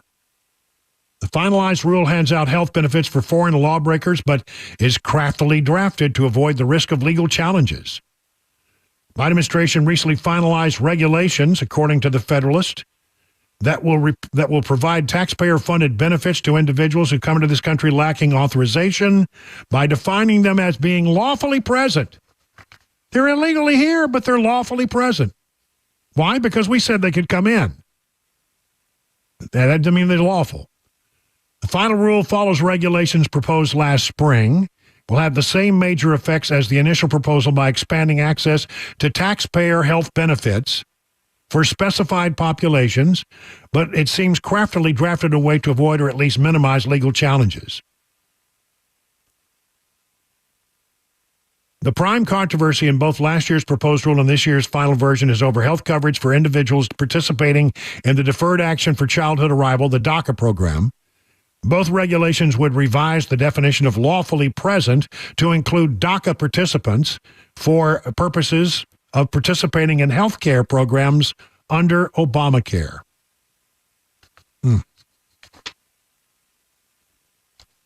They're legally present. Apart from the clever way the administration has attempted to avoid legal challenges, the entire premise of the rule seems rather Orwellian. The idea that a president can unilaterally declare a group of individuals lawfully present without the consent of Congress defies logic, not to mention the basic principles of our democracy that the left purports to care so much about. The administration estimates that this change will increase federal spending by $1.15 billion between now and 2028.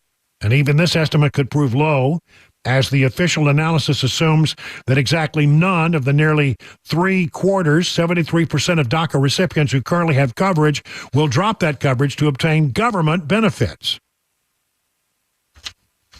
Doesn't that make you mad? I mean, it does. It makes me mad. I want to use other words. How much is the border crisis costing American taxpayers?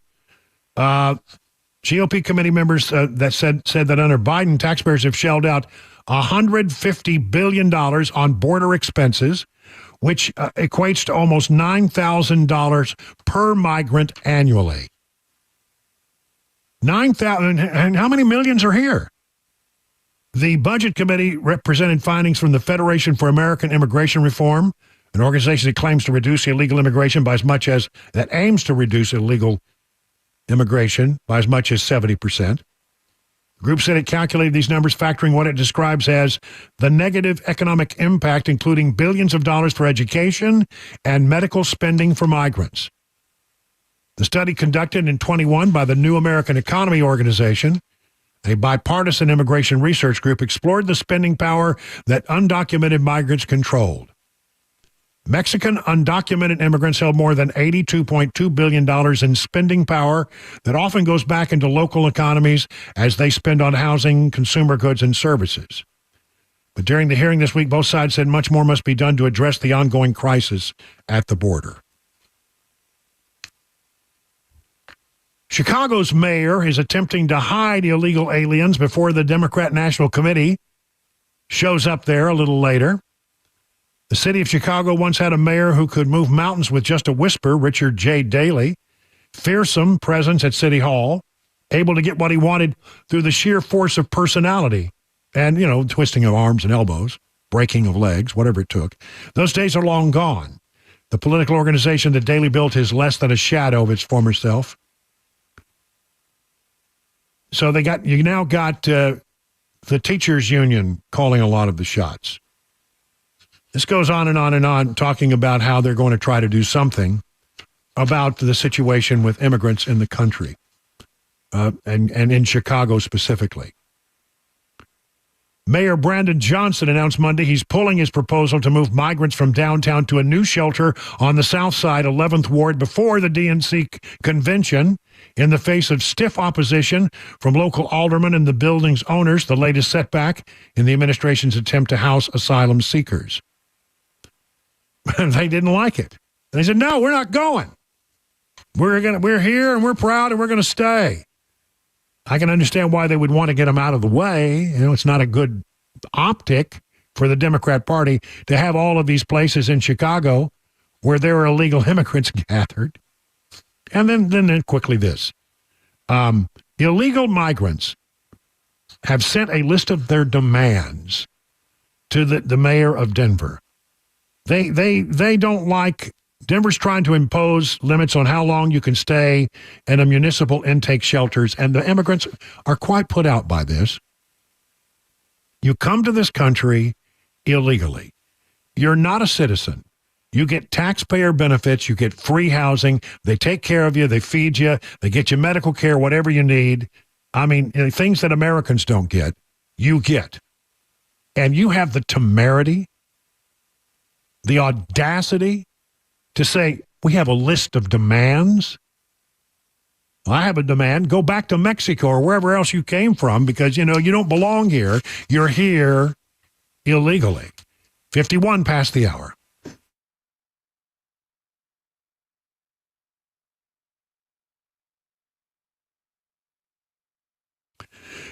It's warmer now. Grilling season is here. If you're a fan of Legend Steakhouses like I am, you can enjoy some of those flavors right at home off your very own grill. Take a walk down your local grocery store aisles, places like Walmart and Kroger, and look for Johnny Fleeman's very own brand. Johnny Fleeman's Marinade proprietary blend will give your steaks, chicken, or chops a flavor that will hit a home run with family and friends. It's low in sodium. About a third of other brands, you don't have to worry about over-marinating. And don't forget his honey mustard salad dressing, the South's favorite. Use it as a salad dressing or a dipping sauce for your favorite chicken fingers, fresh-cut veggies or chips, a recipe used in his restaurants for over 35 years. If your favorite grocer isn't stocking Johnny Fleeman products, ask them to do so. For more information, just go to johnnyfleeman.com. And of course, it goes without saying, for those times when you want someone else to do the cooking, they'll always be glad to see you at your nearest Legend Steakhouse for lunch or for dinner. Hey, what's up, guys? This is Matt Murphy for Members Nutrition. I want to tell you about the Members Nutrition difference, and I want to encourage you to go over to the Members Nutrition website. Number one, they believe at Members Nutrition that they can sell vitamins and supplements at a lower cost point, and they're doing it every single day at membersnutrition.com. Number two, they want to make these products right here in the United States of America, not from some overseas company, and they do that every single day. I encourage you to go to membersnutrition.com. You'll get 50% off your purchase price at checkout. You don't have to put in any codes. Just go to membersnutrition.com. Once again, membersnutrition.com.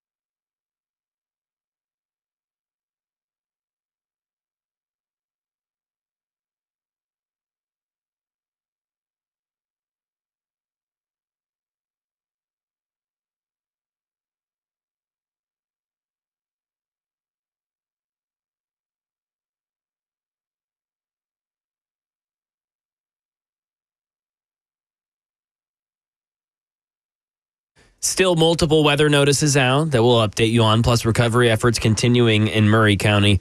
And a Donald Trump hush money trial update. Those stories and more. 5 o'clock Super Talk 99.7 WTN. Coming up in the next hour, we'll have you the latest on the tornado and the flooding update and all the information that we learned about yesterday. What a day. Mac Maury's wide world of sports and a swamp visit. We'll tell you exactly what happened yesterday with Speaker Johnson. He's going to survive. He's going to be there. But how did it happen? We'll explain. It's 58 minutes now past the hour of 4 o'clock. In the market for a pole barn, the two brothers that run Stoltzko are the guys you need to talk to. Exceptional quality craftsmanship, fair prices. They build a new pole barn to your specifications with your needs in mind. Now, you can use pole barns for all kinds of things. It can function as a tool barn, a work barn, a place for your cars or trucks or whatever. It can be a place where you put your horses. It can be a place where you live. They're called barn dominiums, and they're awesome. They combine the classic post-frame barn look with the reliability of modern materials and techniques to give you a finished barn that will stand the test of time. They don't scrimp on quality. They don't cut on corners. They believe their customers deserve only the best. Just go to their website, Stoltzko.com. That's Stoltzco, Stoltzko.com. Take a look at what they've done for other people, and you'll instantly get it. You'll instantly like it, and you're going to instantly want one. 615-622-5992. Stoltzko, where quality workmanship and great customer service is affordable. Learn more at Stoltzko.com. That's Stoltzko.com. Hey, what's up, guys? This is Matt Murphy for Members Nutrition. I want to tell you about the Members Nutrition difference, and I want to encourage you to go over to the Members Nutrition website. Number one, they believe at Members Nutrition that they can sell vitamins and supplements at a lower cost point, and they're doing it every single day at membersnutrition.com. Number two, they want to make these products right here in the United States of America, not from some overseas company, and they do that every single day. I encourage you to go to membersnutrition.com. You'll get 50% off your purchase price at checkout. You don't have to put in any codes. Just go to membersnutrition.com. Once again, membersnutrition.com.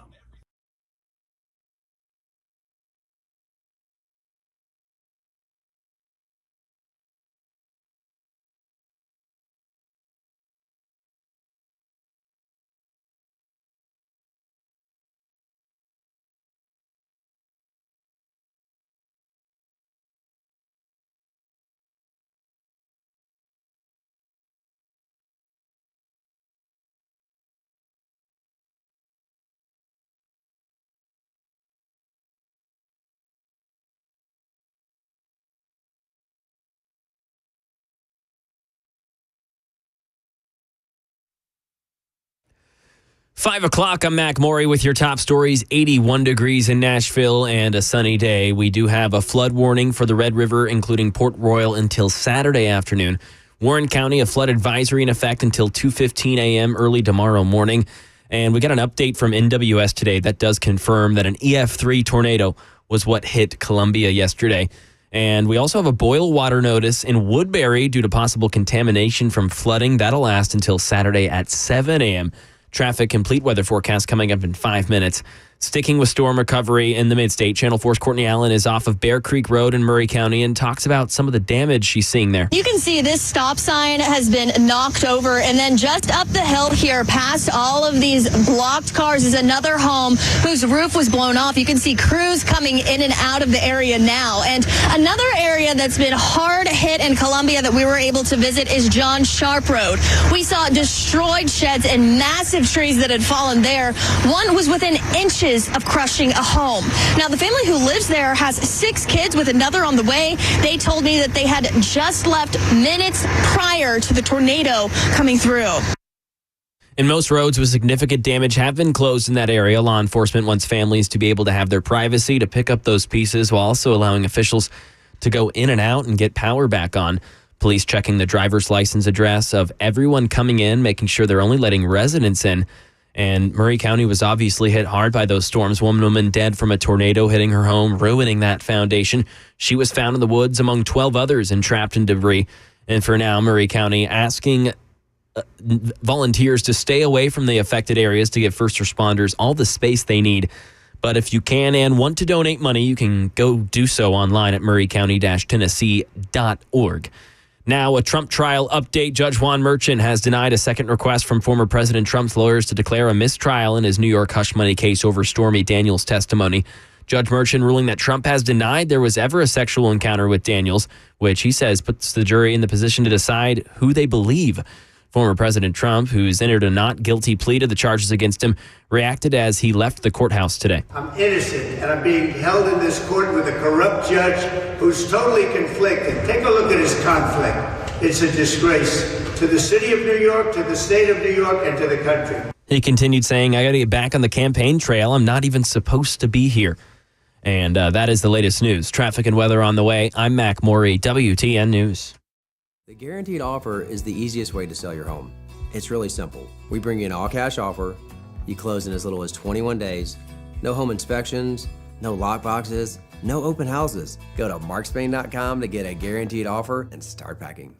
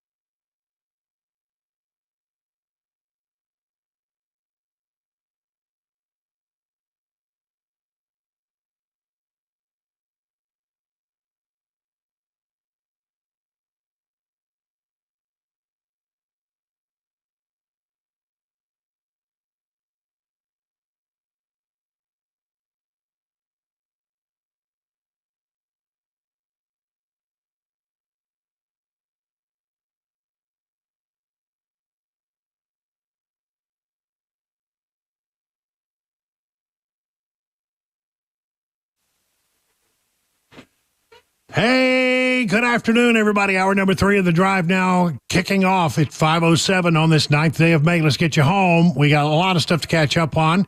We got a lot of information to share with you about what happened yesterday. What a day it was. And thank you. I want to say thank you very much to all the kind words from people who sent us nice notes about, appreciating that we were there doing wall-to-wall. And I think after about 6 o'clock, there was commercial-free coverage of what was going on as things started to heat up. And we began to hear more and more and more about the damage that had been done by a string of tornadoes. We still don't have it all quite quantified, and it's going to take a little while. Before I do that, I want to introduce to you a new piece of technology that we're introducing to the show today, because I came out of the house today, sort of worn out by the long day yesterday, and we got up. I had to get up again about 3:45 in the morning for another little blip that came through. And so I thought I'd sit and have some coffee, and I noticed as I was sitting out in the cabana with the bulldog that there were a ton, hundreds of cicadas flying everywhere. That's right. And look, I'm not amazed. I think it's an interesting phenomenon, but it is something we only see every 13 or, depending on which brood it is, sometimes 17 years. And they're here, and they're here large. So I decided I would introduce today a new piece of technology we call the cicada mic in stereo. Well, they're going at it, aren't they? Yeah. What do they call it? What are they doing?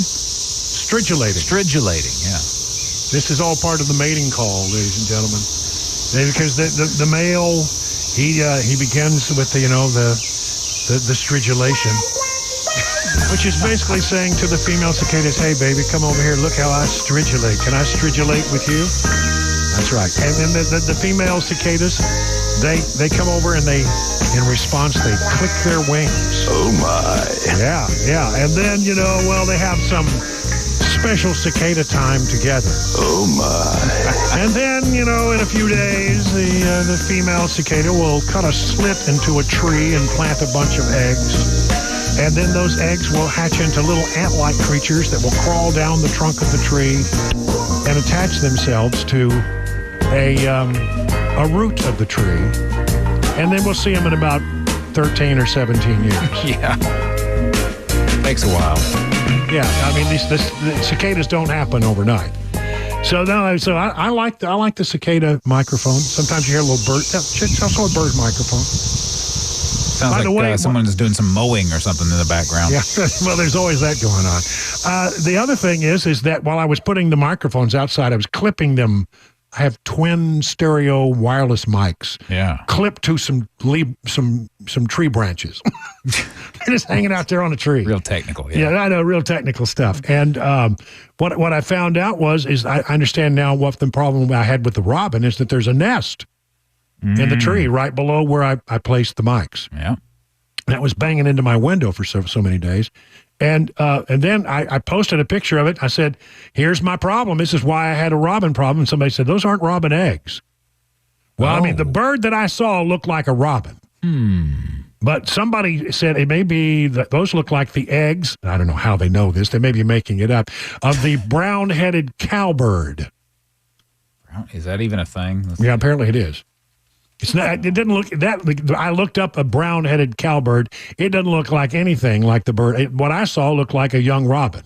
Yeah. Well, maybe they're just fighting for territory. Maybe that bird was making a nest, and the robin didn't like it. Well, I know, but I actually had. I saw the robin in the nest.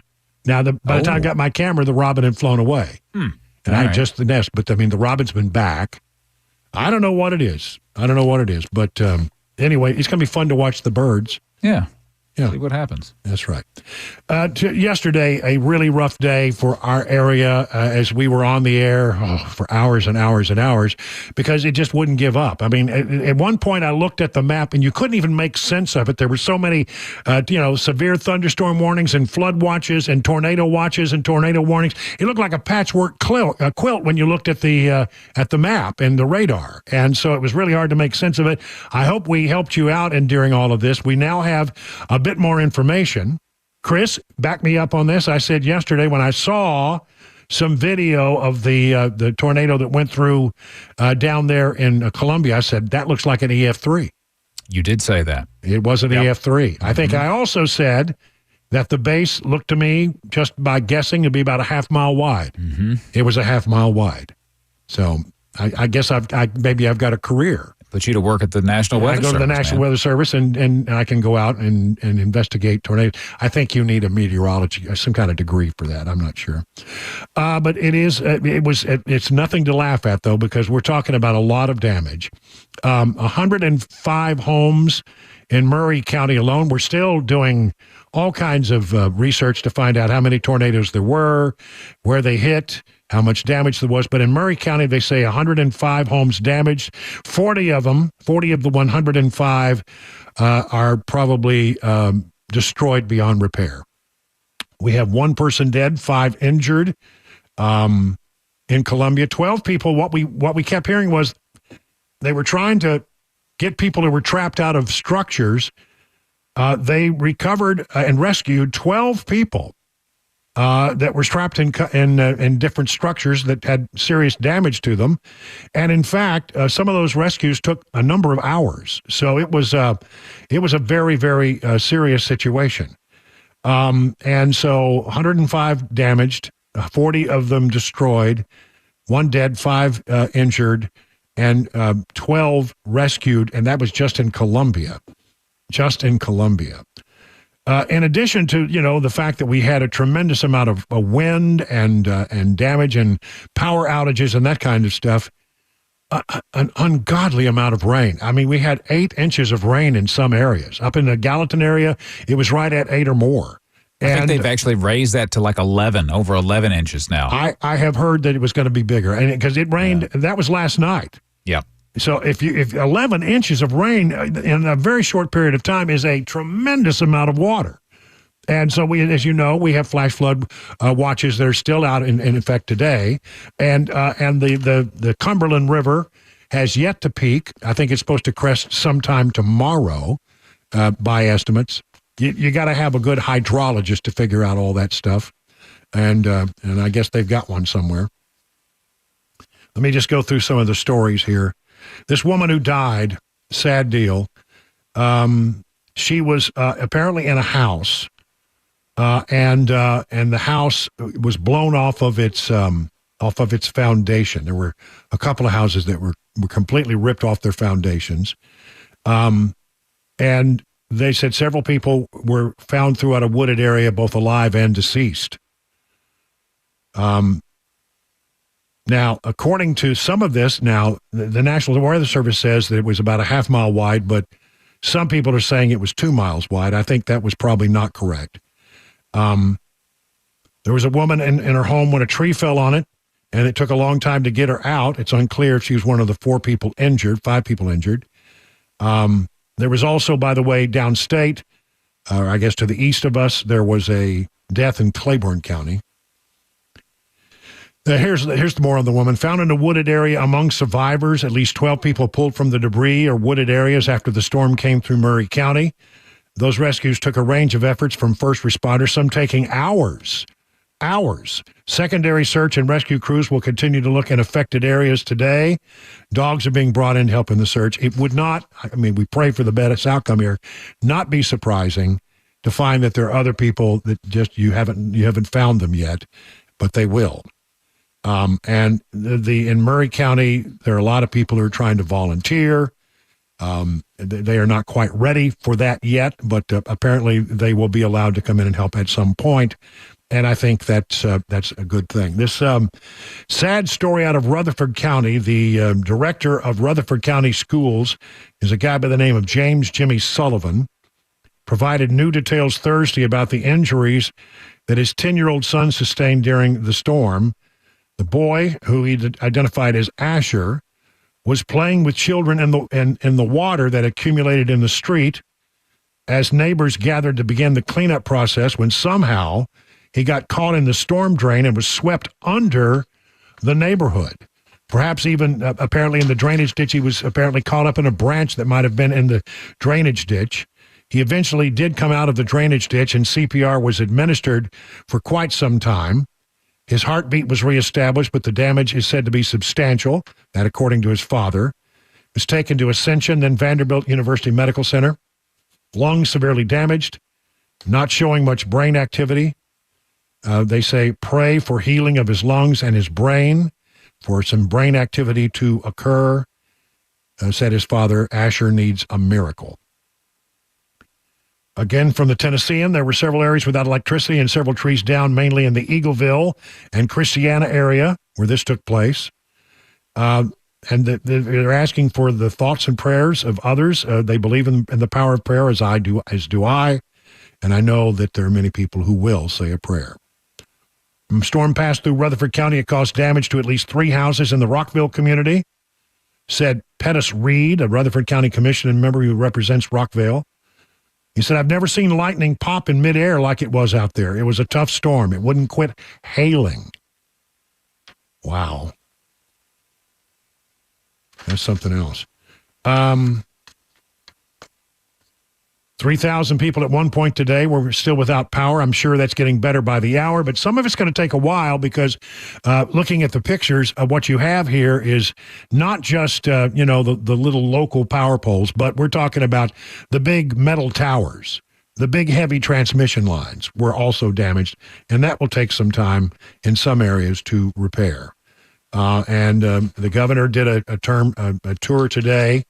Governor Bill Lee surveyed Middle Tennessee tornado storm damage, and talked about the good people who are willing to volunteer, and how everybody will be, they'll move in, and that's the thing I know will be true, is that as we go through this, I've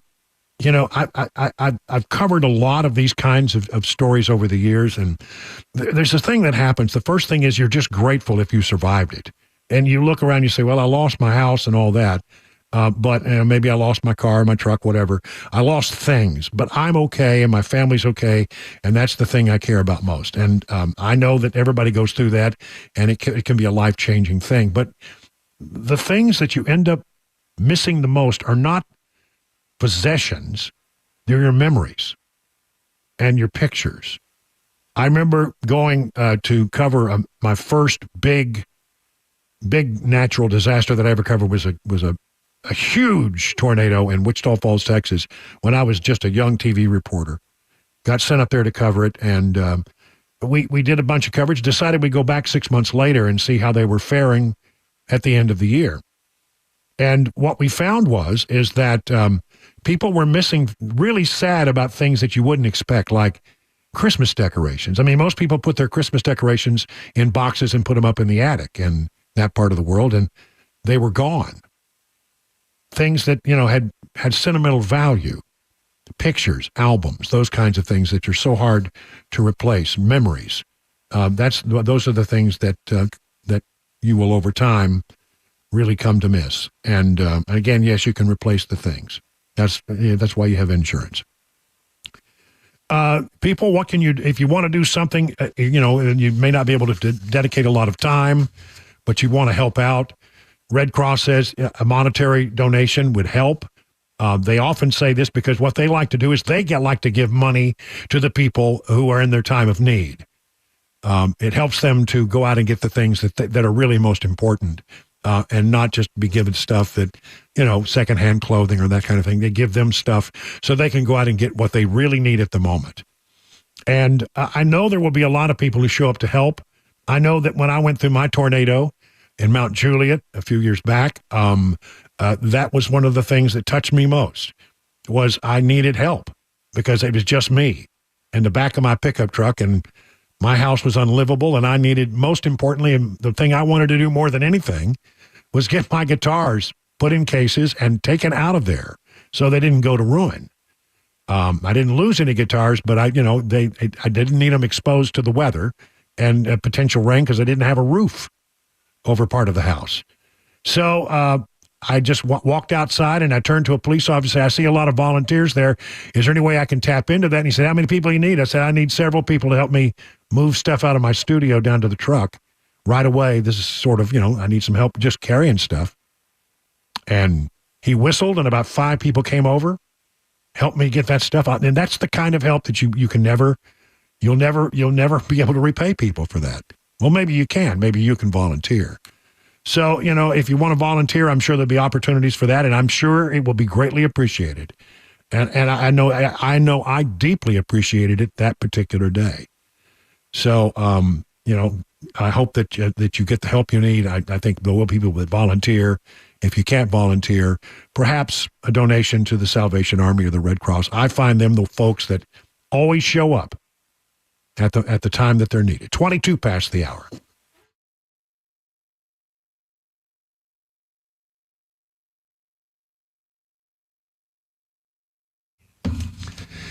Yeah, are your retirement assets restructured in a way that you can minimize your taxes? Might be hard to believe that many hardworking Americans like you could be overpaying on taxes in retirement, and that hurts. You may be taxed on your IRA, your 401k, any other tax-deferred retirement accounts. Beacon Capital Management is here to give you peace of mind. With the threat of massive tax increases just around the corner, your nest egg could be in trouble unless you take advantage of defensive tax-saving strategies now. Defend your hard-earned retirement savings by scheduling a free retirement tax reduction analysis today. There's no cost, there's no pressure, there's no obligation. If you've saved more than $250,000 for retirement, don't wait any longer to schedule your free, I said free, retirement tax reduction analysis from Beacon. Here's the number you call, 615-488-9303. Again, 615-488-9303, or visit AskBeaconNow.com. Hey, it's Dan Mandis, and I am so glad that California Closets has fixed my closet catastrophe. After exact measuring and planning, they came over and got to work.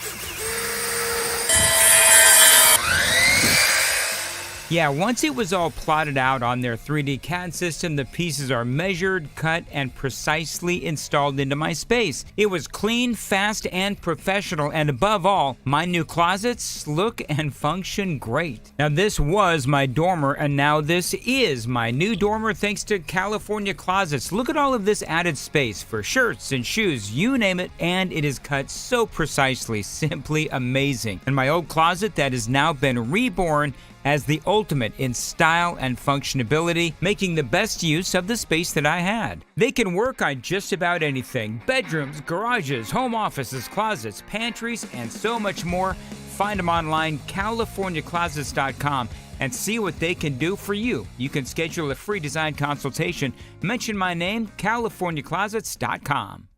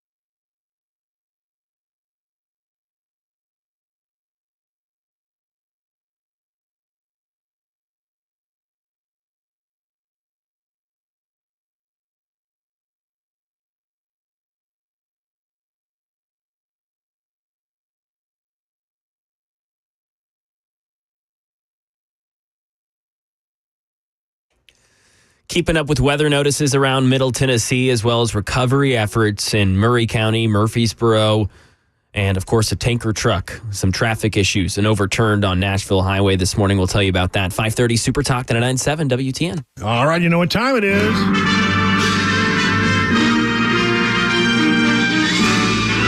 Spanning the globe to bring you the constant variety of sport, the thrill of victory, and the agony of defeat.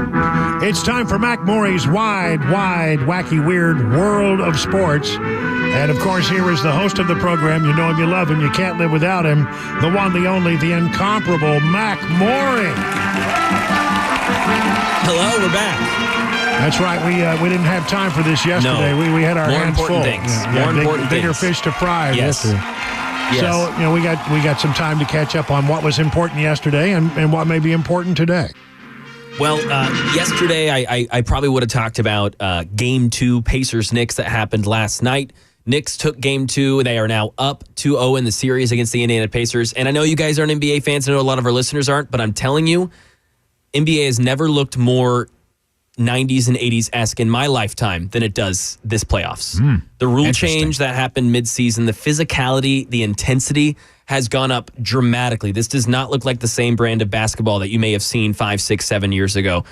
They're actively changing this. The ratings for the playoffs are better than they've been in a long time. I think the NBA is finally realizing, okay, wait, I think fans actually like this brand of basketball, where it's not a whistle every 3 seconds and flopping and drama queens and complaining to the refs and not getting back on defense. They want like intensity, and we're getting that in this playoffs. It's felt like we're back. The NBA is just in a really good spot right now as far as the stars, the players.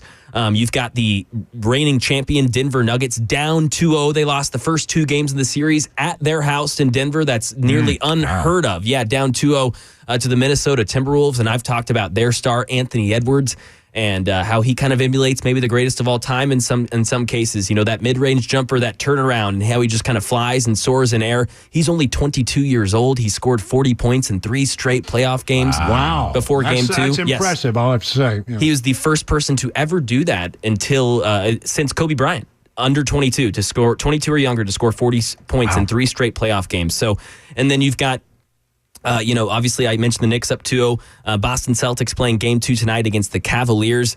We could have kind of an old school Boston Celtics, New York Knicks, Eastern Conference Finals, bringing back the days of obviously, Larry Bird, and, you've got Patrick Ewing versus some of those people. You've got in the West, the Mavericks and the Thunder, European star, one of the faces of the league, Luka Doncic, taking on the youngest team in that could make the Western Conference Finals in playoffs history. The average age of this team, something like 24 years old, taking on the Mavs. Yes, they're their best players, younger than I am. Their next other players are 21. They can't barely legally drink.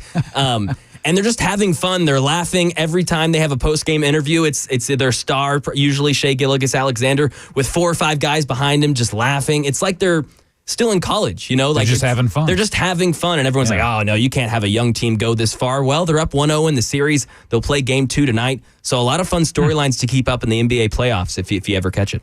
All right. Well, I'll have to tune in. Maybe I can be persuaded. I think you'd like it. I think you'd be pleasantly surprised. I'll try. No promises. 30 minutes now past the hour. Time for the news.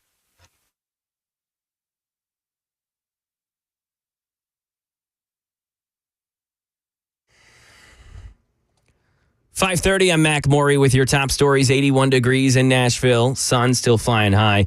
A flood warning for the Red River, including Port Royal, until Saturday afternoon. And in Warren County, a flood advisory in effect until 2:15 a.m. Friday. And we got an update from MWS confirming that an EF3 tornado hit Columbia yesterday, and it was an EF1 that went through Robertson County. Also, a boil water notice in effect in Woodbury until Saturday at 7 a.m. That's due to the possible contamination from the flooding. Latest traffic report plus a weather forecast in 5 minutes. Over in Murfreesboro, Rutherford County Schools Director Jimmy Sullivan says his youngest son is in critical condition. Sullivan says 10-year-old Asher's heartbeat was reestablished, but his brain may be severely damaged after getting swept into a storm drain in their neighborhood after one of the storms yesterday. Channel 4's Marissa Sulik provides updates after a prayer vigil was held. We saw hundreds of people come to this parking lot here and say their prayers for Asher Sullivan. Now, his family does say, according to a Facebook post, that his lungs are severely damaged and there is little to no brain activity at this point.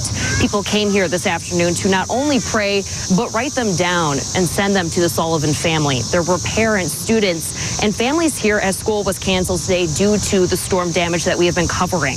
I went to the neighborhood where Asher was found in a drain after a stick caught him. A neighbor says they did CPR on that child and on the scene for around 10 minutes. And there was one person who passed out today from the heat at that prayer vigil, but appears to be okay. And staying in Tennessee, a tanker truck overturned early this morning around 3:30 on Nashville Highway at Burt Drive in Columbia. 4,000 gallons of fuel dumped onto Nashville Highway. The driver left with non-life-threatening injuries. And both those lanes still blocked. Crews trying to work through that damage. And it is radar confirmed that a tornado touched down in that area as well. That is the latest news. Weather, traffic on the way. I'm Mac Morey, WTN News. Hey, it's Dan Mandis, and I am so glad that California Closets has fixed my closet catastrophe. After exact measuring and planning, they came over and got to work. Yeah, once it was all plotted out on their 3D CAD system, the pieces are measured, cut, and precisely installed into my space. It was clean, fast, and professional, and above all, my new closets look and function great. Now, this was my dormer, and now this is my new dormer thanks to California Closets. Look at all of this added space for shirts and shoes, you name it, and it is cut so precisely, simply amazing. And my old closet that has now been reborn as the ultimate in style and functionability, making the best use of the space that I had. They can work on just about anything: bedrooms, garages, home offices, closets, pantries, and so much more. King Associates Insurance in Brentwood has been around for some 25 years as an independent agency, and man, that's what you want. If you've been doing business with one of the big box internet stores, you know, where they take one product off the shelf and they try to take that square peg and put it into a round hole, that's not what you want. You want an independent agency that can look at many, many different products, many different potential policies to find the one that fits your need. They take out the non-competitive stuff and they bring you only the cream of the crop. That's what you need. And here's the other thing. As an independent agency, you're going to get great customer service. You call this number, 615-329-8121. You don't reach a call center. You get an actual person every single time. And they are the kings of the multi-policy discount. 20, 25, 30, 35% savings are possible if you bundle. They can set you up on that right away. So get your Royal Review. That's how it starts. A Royal Review with King & Associates Insurance. Just log on to tkinginsurance.com. King Insurance & Associates. You get royal treatment and great rates. Hey, what's up, guys? This is Matt Murphy for Members Nutrition. I want to tell you about the Members Nutrition difference, and I want to encourage you to go over to the Members Nutrition website. Number one, they believe at Members Nutrition that they can sell vitamins and supplements at a lower cost point, and they're doing it every single day at membersnutrition.com. Number two, they want to make these products right here in the United States of America, not from some overseas company, and they do that every single day. I encourage you to go to membersnutrition.com. You'll get 50% off your purchase price at checkout. You don't have to put in any codes. Just go to membersnutrition.com. Once again, membersnutrition.com.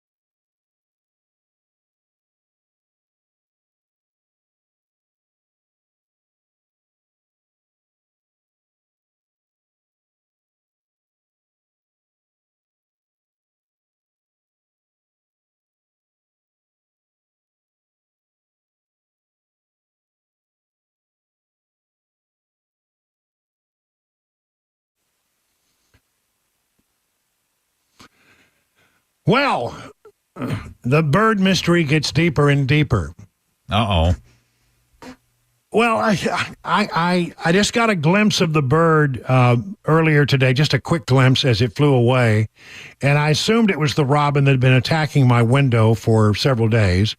And as you know, we solved that problem by putting a cutout of Buddy the Christmas elf in the window, and it scared the robin away. We haven't seen the robin today, but then I noticed today I took Buddy down, and while I was putting my cicada mics in place, let's see.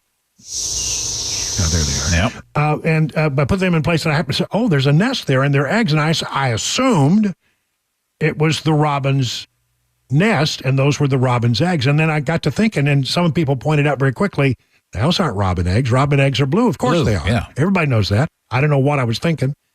So some people said that, and now, just a moment ago, I captured, during the commercial break, a picture of the bird. Now, I put it on my social media page on Facebook. It's at Brian Wilson 997. And if you know anything about birds, I only want experts. I don't want anybody who just thinks they know. I want a real, person who, ornithologist. That's what I want. What is that? Kind of looks like a cardinal, but it's hard to tell because the beak definitely looks like a female cardinal. Maybe it is a cardinal. That would be fun to watch. Baby cardinals. Yeah. All right. Well, anyway, okay. So the mystery deepens. And I wonder what happened to the robin. Let's see what cardinal eggs look like. Let me Google that. All right. Well, you do that. Well, I actually give us people some stuff that people care about. Yep. Those are cardinal eggs. Cardinal eggs, huh? Yeah. Well, that'll be fun. So we got a mama cardinal. Mm-hmm. Okay. Well, maybe then I know the bird I saw before was a robin. I know what a cardinal looks like. That's interesting. Maybe he was just being. Maybe it's a coincidence. Maybe the nest had nothing to do with that crazy robin. I don't know. Okay. I want to talk a little bit about something that happened yesterday while we were so busy tied up doing all of our weather coverage. As you can understand, that took priority over anything else that we tried. We tried to get some other stuff in, but it just the weather wouldn't cooperate. And so yesterday there was a big vote in the House of Representatives about this time yesterday about whether or not the Speaker of the House, Mike Johnson, should remain Speaker of the House. As you know, he's been challenged by MTG. Marjorie Taylor Greene wanted to do the MTV, which was the motion to vacate. In other words, wanted to call another one of these votes and remove him as Speaker because she didn't like some of the things he did, for example, with regard to funding for Ukraine, et cetera, and felt like that he was doing the biddings of the Democrats.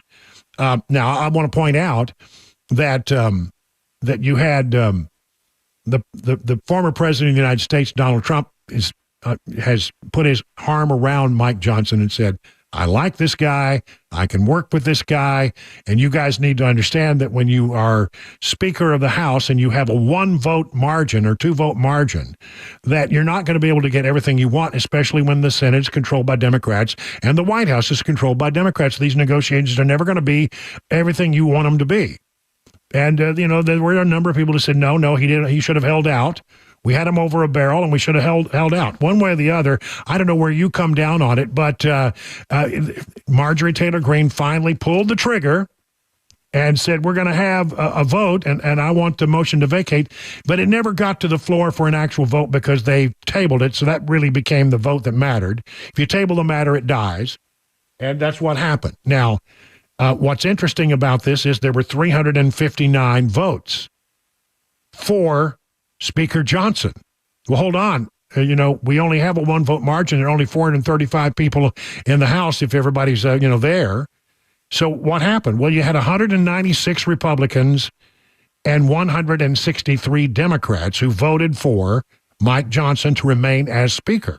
In other words, the Democrats came across the board because there were 11 Republican no votes, which was enough. If no Democrats had come across to support Mike Johnson, then he would be out because you only needed a couple of votes to knock Johnson out of office. And there were 11 Republican no votes and 10 Republicans who sat on their hands and did not vote at all. a profile encouraged there. So 163 Democrats rescued Johnson, and now some are saying, well, for now he's the Speaker of all the House, Democrat and Republican. I don't think that's right. I think the Democrats just said, listen, enough of this nonsense. We have bigger fish to fry than to have the House thrown into chaos for another 2-3 weeks where we can accomplish nothing.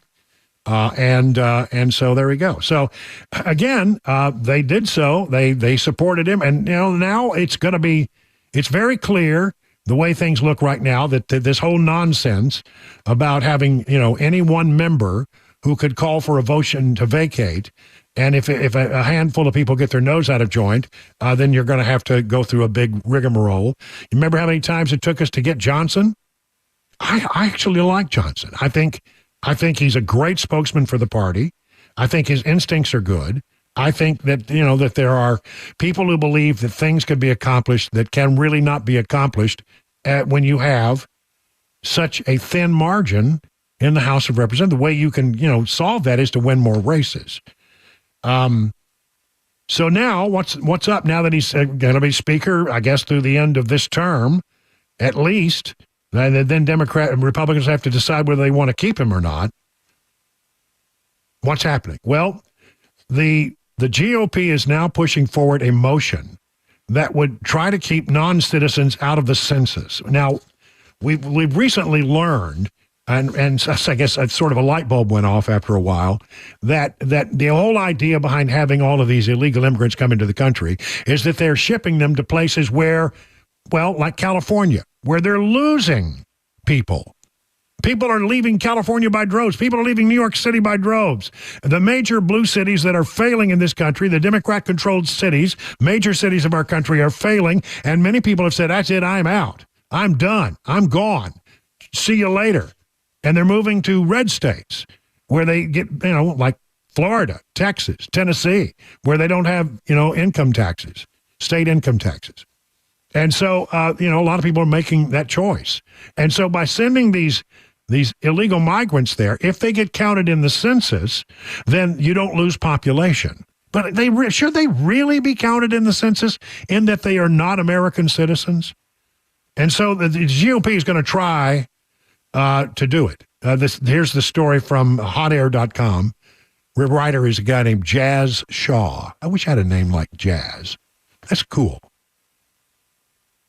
Will the GOP be able to keep non-citizens out of the census? To answer the title question, Republicans are certainly going to give it a try, though the prospects for success appear to be thin at best. That's right. The House GOP voted last night to add a citizenship question to the 2030 census form. If successful, it would be done with the intent of not counting non-citizens in each state's total population when those figures are used to determine and apportion seats for the House, as well as the distribution of federal funding. It's a worthy goal, but it faces a number of significant uphill challenges. It's not the first time the GOP has attempted to do this. Donald Trump was pushing a nearly identical proposal when he was in the White House, but last night's vote moved the idea closer to being a reality than it has gotten in the past. That's the reporting of the Associated Press. See, here's the problem. You can do anything you want to do, and if you stick together as Republicans, if everybody votes for it, then you can pass the measure out of the House. But that's it. Where does it go then? The Senate? You think they're going to go for this? Democrat-controlled Senate? No way. Not going to happen. Even if some miracle occurred, then it's not going to get signed into law by the president. And if he vetoed the matter, then you're certainly not going to be able to override the veto given the way the numbers are. So why do it? Well, as I've mentioned to you before, everything that happens right now on Capitol between now and the elections, pretty good chance that this is one of those gotcha votes. Now, the Democrats are going to do it to Republicans, and Republicans are going to do it to Democrats over in the Senate. They'll send stuff to the House and ask for them to vote on it, and they're probably going to ignore it. And the House will send it over to the Senate, and they're going to ignore it because they don't work together. What it's really designed to do is get people on the record, so that you can turn that into a negative 30-second political ad, complete with Brahms. The Brahms. You know what? I've showed you that before. They wanted to count illegal citizens as citizens of the nation. You can't vote for these goofballs. That's the way that will go. Something like that. So that's what it's all about. Here's another version of it. None of the Democrats in the House voted for the bill to add a citizenship question to the census questionnaire that passed through the GOP-led chamber on Wednesday. It was called, by the way, the Equal Representation Act, introduced by Representative Chuck Edwards, Republican of North Carolina. Received 206 yeas from Republicans, 202 nays from Democrats. 22 members, including 11 Republicans, 11 Democrats, did not vote. The bill would require a citizenship question on the decennial census starting in 2030.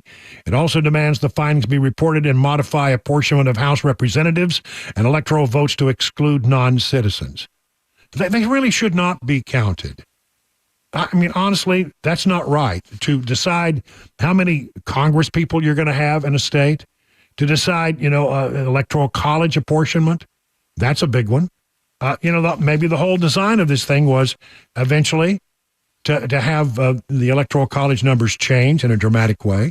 When you're talking about adding, I don't know, what is it? I forget the number. Maybe 13 million people that are here illegally.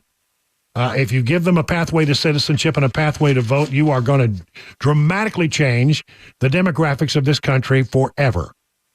For practically forever. It's going to take a long time to overcome that.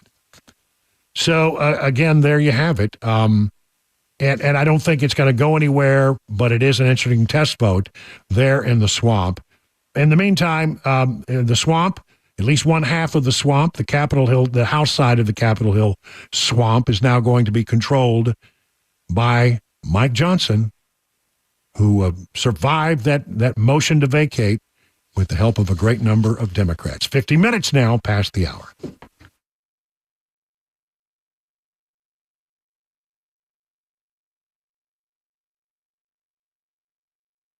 Mother's Day is almost here, and my friends at Genesis Diamonds are here to help you celebrate her in a big way. Whether it's her first Mother's Day or her 60th Mother's Day, she will appreciate something thoughtful and timeless from Genesis. You don't have to break the bank. Genesis has put together a fantastic collection of sentimental gifts, things that she can wear all the time: layered necklaces, colored gemstone bracelets, rings, pearls, eternity bands, diamond pendants, and this year, some of the Genesis exclusive designers have come in with even more great pieces. New, fashion-forward designs that any mom would appreciate. So stop in and let one of Genesis' trusted advisors help you find a special, meaningful gift for mom. Genesis is the premier jeweler here in this area with a reputation for high quality and extreme value, and you're going to love the experience. They're really great people. Happy Mother's Day from Genesis Diamonds, Green Hills, and Cool Springs. The guaranteed offer is the easiest way to sell your home. It's really simple. We bring you an all-cash offer. You close in as little as 21 days. No home inspections, no lock boxes, no open houses. Go to markspain.com to get a guaranteed offer and start packing.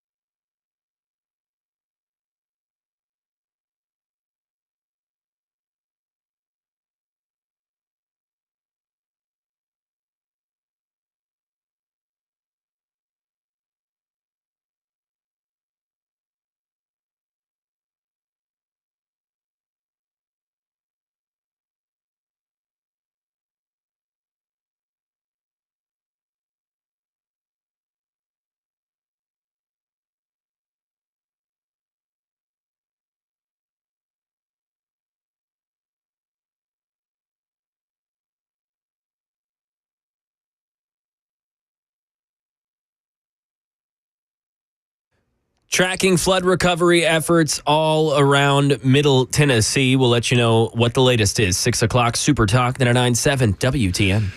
All right, coming up in the next and the last hour of this Thursday show, we'll be talking about a series of Boeing crashes. Have you heard about this? Yeah, they had a number of crashes, 3 Boeing crashes in 2 days. And again, it's raising questions about Boeing, and there are other stories there that have to do with whistleblowers who are now coming forward and saying they were pressured to falsify documents, and that now some in suggestion that documents have been falsified. And an interesting UFO story. Yeah, we always like to save those for the 6 o'clock hour because we believe the truth is out there. And we haven't really talked about it. Maybe we'll have time to chat about RFK's worm-eaten brain. Ugh. I know. I mean, where did this come from? It's all straight ahead right here on Super Talk 99.7. The guaranteed offer is the easiest way to sell your home. It's really simple. We bring you an all-cash offer. You close in as little as 21 days. No home inspections, no lock boxes, no open houses. Go to markspain.com to get a guaranteed offer and start packing.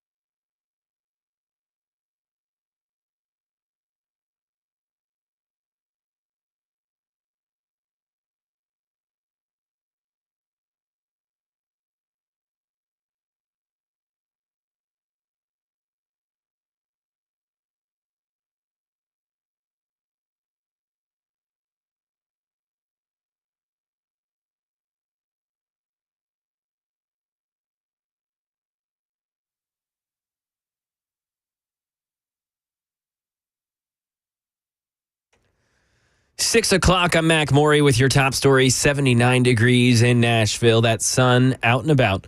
Flood warning for the Red River, including Port Royal, until Saturday afternoon. A flood advisory in Warren County in effect until 2:15 a.m. Friday. Those are the only official weather notices right now in Middle Tennessee. We got an update from MWS this afternoon confirming that it was an EF3 tornado that went through Columbia yesterday. It was an EF1 that went through Robertson County. And a boil water notice in effect in Woodbury until Saturday at 7 a.m. That's from possible contamination from flooding. We've got a traffic report and that latest weather forecast in 5 minutes.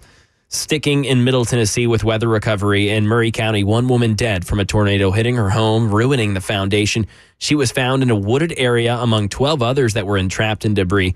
Channel 4's Brendan Tierney is there keeping us up to date on cleanup efforts. Yeah, we were able to talk with TDOT crews. They've been working throughout the entire night out here today, working to make sure that there's at least one lane open on traffic, people getting through. The people I talked with said that they've never seen destruction like this down here in Murray County. It's the worst they've ever seen it. And that's one of the big reasons they're working around the clock right now, trying to be able to clear the roads and allow those first responders to actually get to all of the houses. They did those primary and secondary searches yesterday, but now it's the rebuilding process, getting electric back on, and also just allowing people to get in and out of their homes so they can get trees off of their roofs. And some 40 homes destroyed yesterday from a tornado that swept through. And Governor Lee took a visit to Murray County, gave us an update as well. This community's stepping up like Tennesseans always do. They're taking care of their neighbors. It's heartbreaking and hopeful at the same time, and the work is just beginning. There's a lot of work ahead. We all know that, but what we see so far, we're really encouraged with. He said the recovery is going to take time. And for now, Murray County officials asking civilians to stay away from those areas that are affected to give responders all the space they need. But if you can and want to donate money, you can do so online at murraycounty-tennessee.org. And over in Murfreesboro, Rutherford County Schools Director Jimmy Sullivan says his youngest son is in critical condition. Sullivan says 10-year-old Asher's heartbeat was reestablished, but his brain may be severely damaged after getting swept into a storm drain in their neighborhood after one of the storms yesterday. His father says that his lungs are severely damaged and that there are not many signs of brain activity outside of muscle jerks. That is the latest news. Traffic and weather on the way. I'm Mac Morey, WTN News. Hey, what's up, guys? This is Matt Murphy for Members Nutrition. I want to tell you about the Members Nutrition difference, and I want to encourage you to go over to the Members Nutrition website. Number one, they believe at Members Nutrition that they can sell vitamins and supplements at a lower cost point, and they're doing it every single day at membersnutrition.com. Number two, they want to make these products right here in the United States of America, not from some overseas company, and they do that every single day. I encourage you to go to membersnutrition.com. You'll get 50% off your purchase price at checkout. You don't have to put in any codes. Just go to membersnutrition.com. Once again, membersnutrition.com.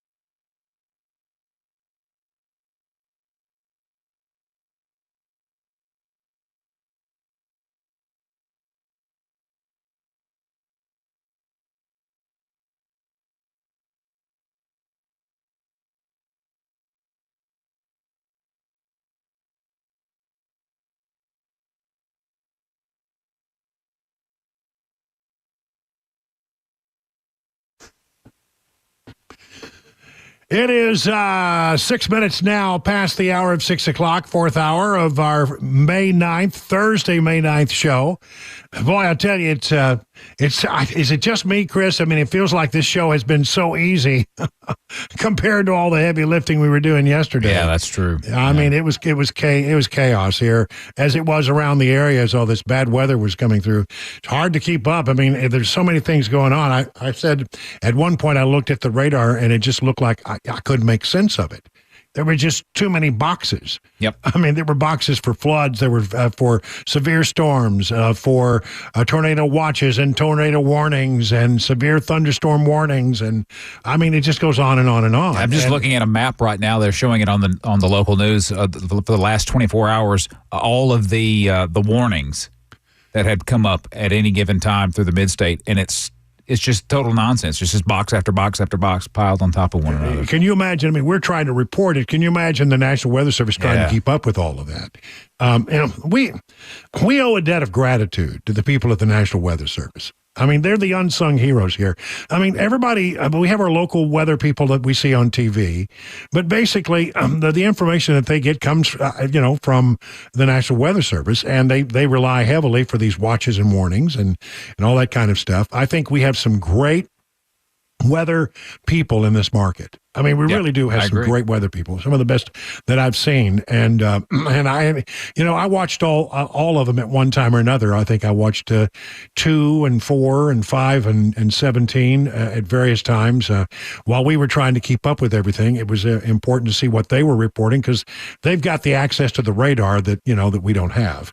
And so watching them and their expertise in pointing out areas of rotation, really, we owe them a debt of gratitude. But we also owe these people the unsung heroes of the weather world are the people who work at the National Weather Service. And so thank you for your work and keeping us safe. They have gotten so much better. I mean, it's sad that we lost a person. We had and some people who were injured. But I mean, think how much worse it could be if we hadn't had those advance warnings, if we didn't know the tornadoes were moving into a certain area. So we really do owe all these folks a real debt of gratitude. And by the way, people said some very nice things to us about our coverage. We went commercial free for hours yesterday and was joined here about this time by Dan Mandis and then Ken Weaver.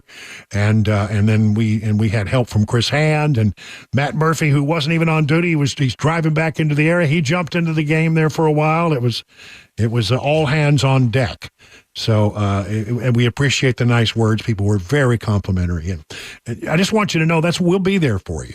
That's what we do. When there is big, I remember the Christmas Day bombing, downtown Nashville. What a crazy day that was.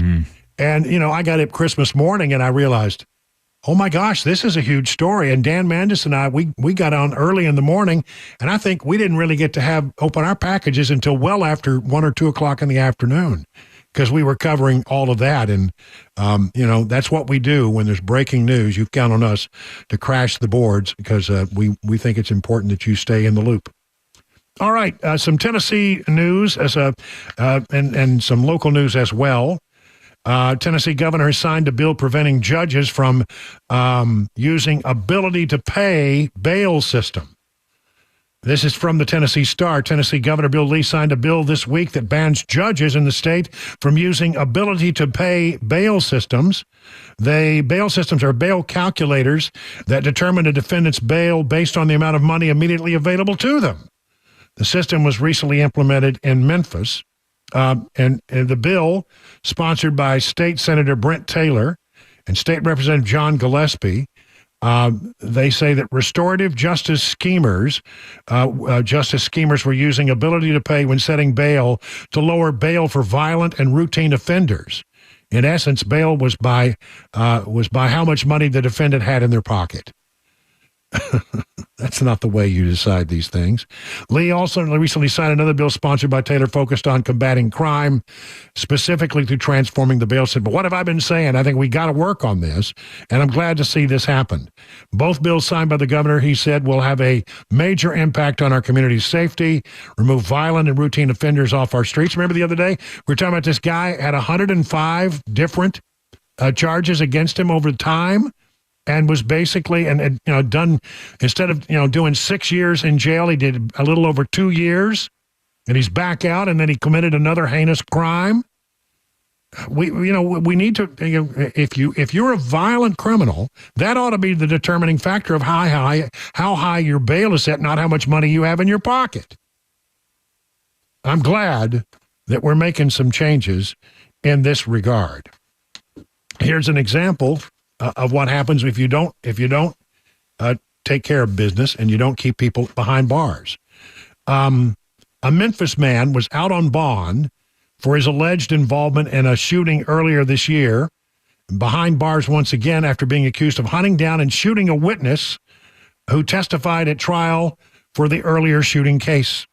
On Monday, ABC 24 News reported that it had obtained an affidavit from Shelby County court records showing that officers with the Memphis Police Department responded to an aggravated assault on May 2nd in the area of James Road and Raleigh-Millington Road. At the scene, officers say they spoke to a man who told him his sister's boyfriend followed him from court and shot him from a vehicle. And he said that he testified at 201 Poplar for a shooting that took place in January, where he was shot by the same man multiple times following an argument. The man who shot at the victim has since been identified as 19-year-old Tavius Wilson, who was released on a $10,000 bond for the shooting that unfolded in January. He got a $10,000 bond. You don't pay $10,000 to get a $10,000 bond. You usually pay 10%, I think. So for $1,000, he's out on the street, and then he hunted down the guy who was the main witness against him and shot him. Unbelievable. Speaker of the House Cameron Sexton was among those who took notice in the incident, writing on X, "Keep violent criminals behind bars." All right. Tennessee AG Skermetti leads coalition of states in pushing back on new Department of Energy rules targeting household refrigerators and freezers. We got an attorney general that's willing to join in with other attorneys general and make sure that Biden keeps his hands off our kitchen appliances. By gosh, let's stop that. 17 states opposing the Department of Energy's direct final rule regulating consumer refrigerators, refrigerator freezers, and freezers.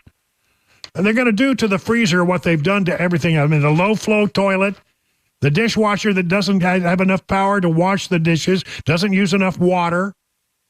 They want to mess with your water heaters. They want to take away your gas stoves, and now they want to muck around with your refrigerator. Keep your fingers off my Frigidaire.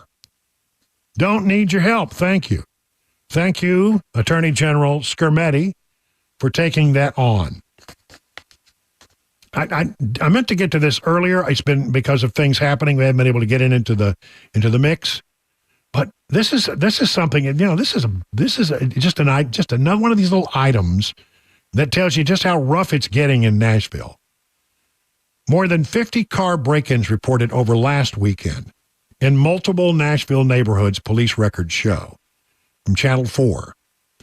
Stedman Ford walked his dog Sage with a little more anxiety on Monday after 4 car break-ins were reported in his apartment's parking lot over the weekend. Made me feel uncomfortable. One of Ford's friends had his car broken into. Ford said the thief stole everything. He was an electrician. All his tools were gone. They took everything. He was, of course, disappointed. We filed a police report. Records show that 18 break-ins were reported in the West End area near Vanderbilt, 30 reported in the Beaumont Boulevard, and 5 reported in near Fire Station 28 on Lebanon Pike. The people are just going through and breaking in left and right. I've had a car broken into before. It happened in Maryland, and I woke up in the middle of the night with somebody pounding on my door. And I actually thought somebody was trying to break in. I went to the closet and secured the proper piece of equipment that I needed to protect me and mine. And I walked down the stairs, and I said, "I've got a gun. Who is it?" "Montgomery County Police, sir. Could you please open the door?" Said, "Hold on a minute." So I went up and put the gun away, came back down, opened the door. I didn't want to have any incident.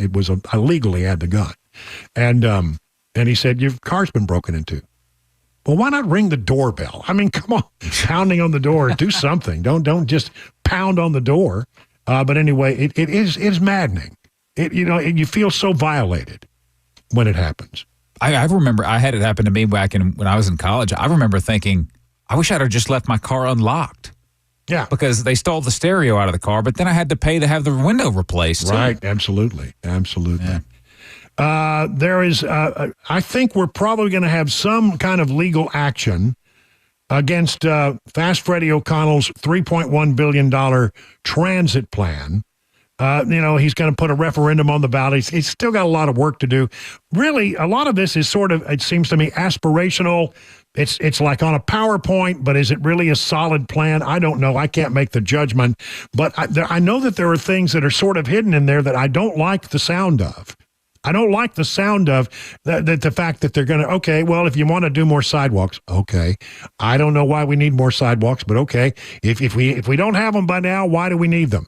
But if you want to put in sidewalks, okay, that's one thing. You want to make the traffic signals more efficient, I think I could go along with that. I'm not real crazy about buses as the solution, because I don't think many people are going to do it because, people are just creatures of habit. Maybe some people will, and maybe we need to make them more convenient. But I don't like the idea of dedicated bus lanes. I think that's a problem. But I mean, okay, reasonable people can disagree. What I don't like is the other stuff, like we're going to have all these transit centers, and then we're going to use potentially eminent domain to condemn property and take it and build housing complexes nearby. Well, what does that have to do with transportation? That's not what this is all about. Parks, okay, I mean, parks are nice, but why put it in part of a transportation plan? And taking land by eminent domain for parks? I don't know. I need more information, but it does sound as if there are some people out there who are sort of deciding that they are prepared to do whatever it takes to take on the mayor on this thing. There may be some legal challenges, but if it gets past the council, there's a good chance it will be on the ballot for this coming November election. And you'll decide whether you're going to pony up $3.1 billion in the form of they say, I don't think this is, again, seems like we're doing an awful lot for a half a penny increase in the taxes. Half a cent increase in the city sales tax is going to pay for all of this? I don't know. How do you get $3.1 billion out of half a penny? It's a lot of half pennies. That's a lot of half pennies, it seems like to me. $3.1 billion? I mean, I just don't, I think I want more information. I want to have this thing looked at by somebody who's a real expert. Say, is this real? Is this possible? Can you do all this? Or is this just pie in the sky stuff? I don't know. Transportation to me is a regional problem. That's the way you solve transportation problems, is by approaching them regionally. And this is, once again, Nashville trying to solve its problem without, consideration of what's going on in the other nearby jurisdictions. 20 minutes past the hour.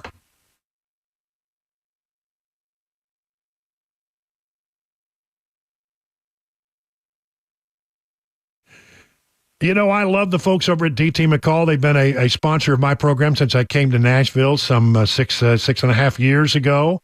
They've been around in business for 100 years. 100 years, 5 different locations in our area in Middle Tennessee. And if you haven't been to one, folks, you really just need to go and walk through one to get some sense of what they're all about. They do furniture, they do appliances, they do electronics, they can sell you a gun safe, they can sell you a Cub Cadet mower that you will love. I love mine. I promise you, I do. And here's the thing, when you buy something, let's say an appliance or a piece of furniture, they're going to give you an honest price. The price that will pay for the thing will pay for delivery, setup, and haul away of the old thing if you don't want it anymore. I mean, you're not going to be upcharged for that. Like, that's the game they play at the big box stores. They give you a number, but then they add a bunch of stuff on. And you find out that number they gave you is not a real number. It's a lot more expensive than you thought it was going to be. Listen, they are a good company. They will treat you right. And you need to go by and take a look at some of the things they can do. So whatever it is you need to, and come to my house, I'll tell you, I'll show you some of the things that I bought. Everywhere you look, I got stuff from DT McCall's. They're a good company. Find out about their 5 convenient locations and all the things they can do for you and your home by going to dtmccalls.com.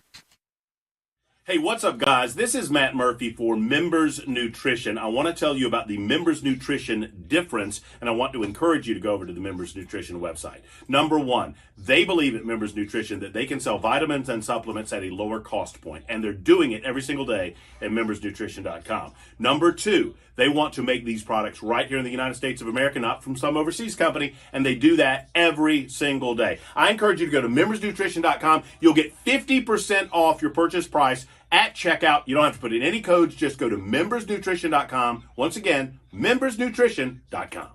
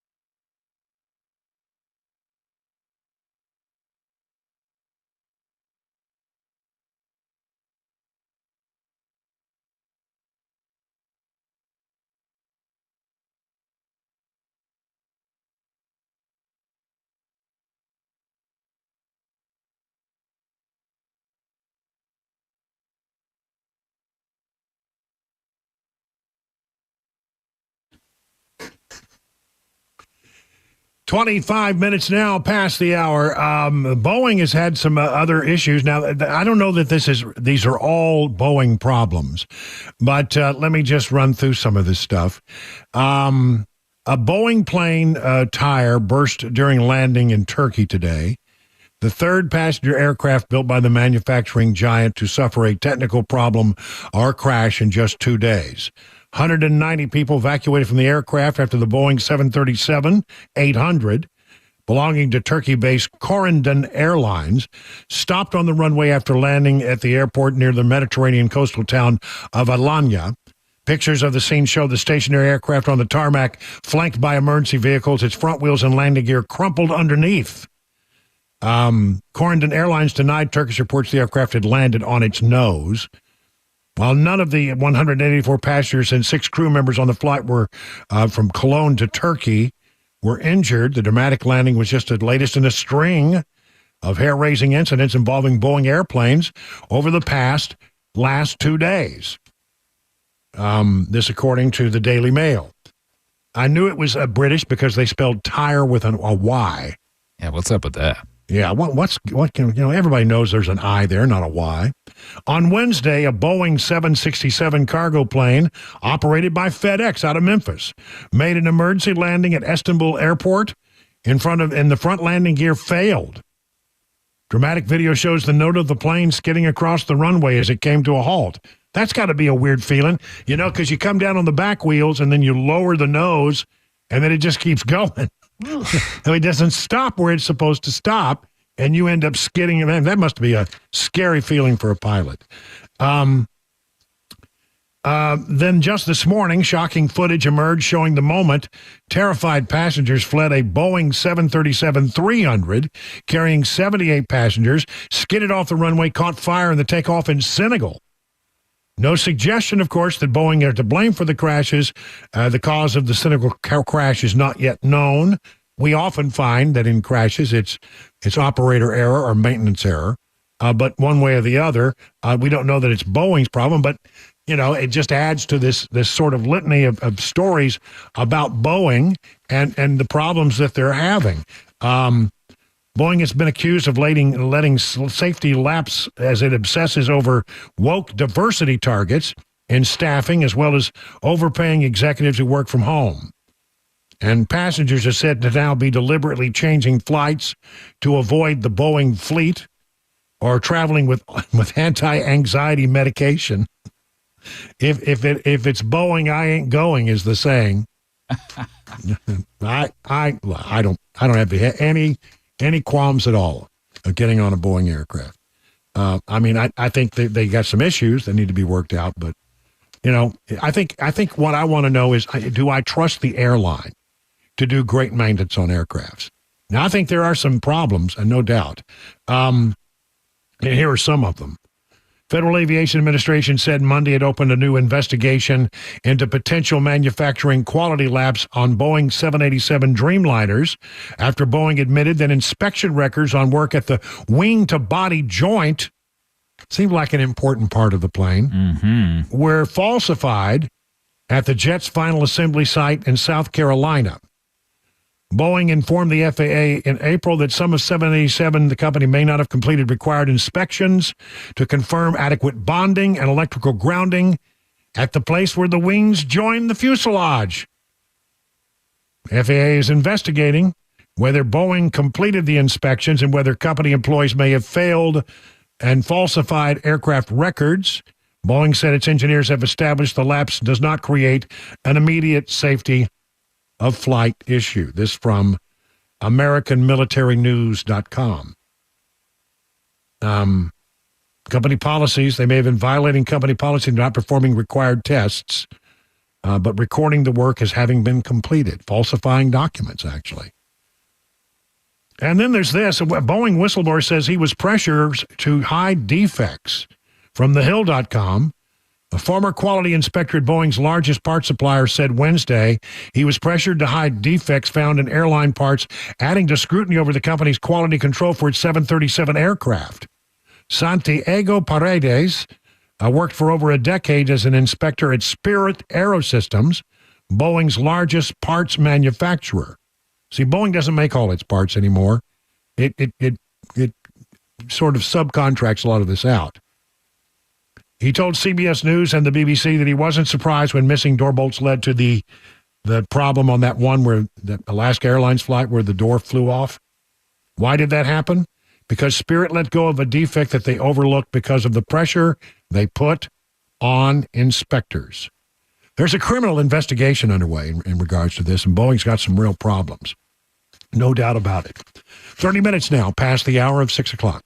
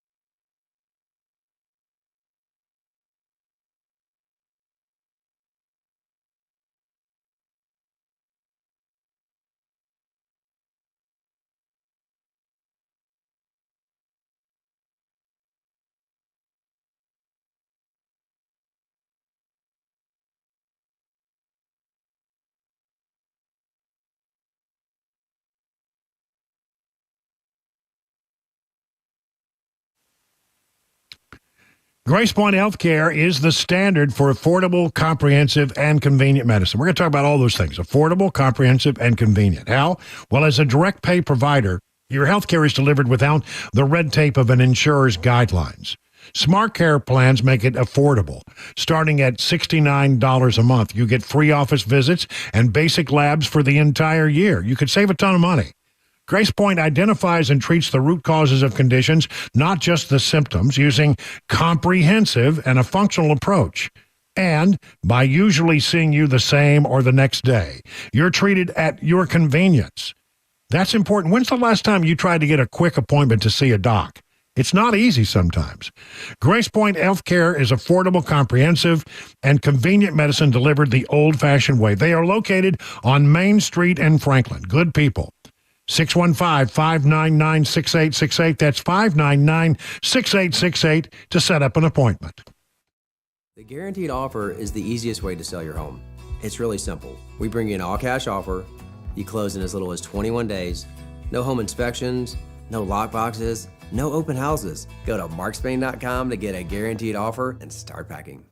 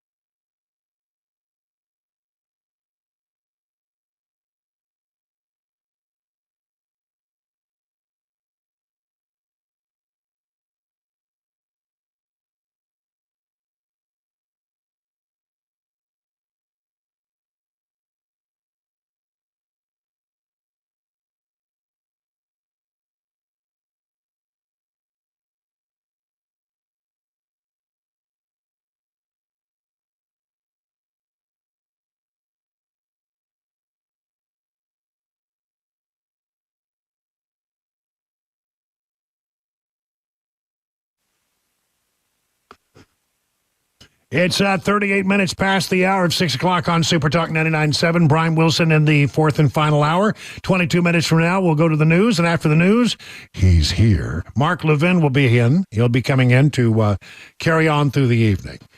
You know, we pride ourselves here on this program of being a place that goes for the deep, dark secrets of the federal government because we believe the truth is out there.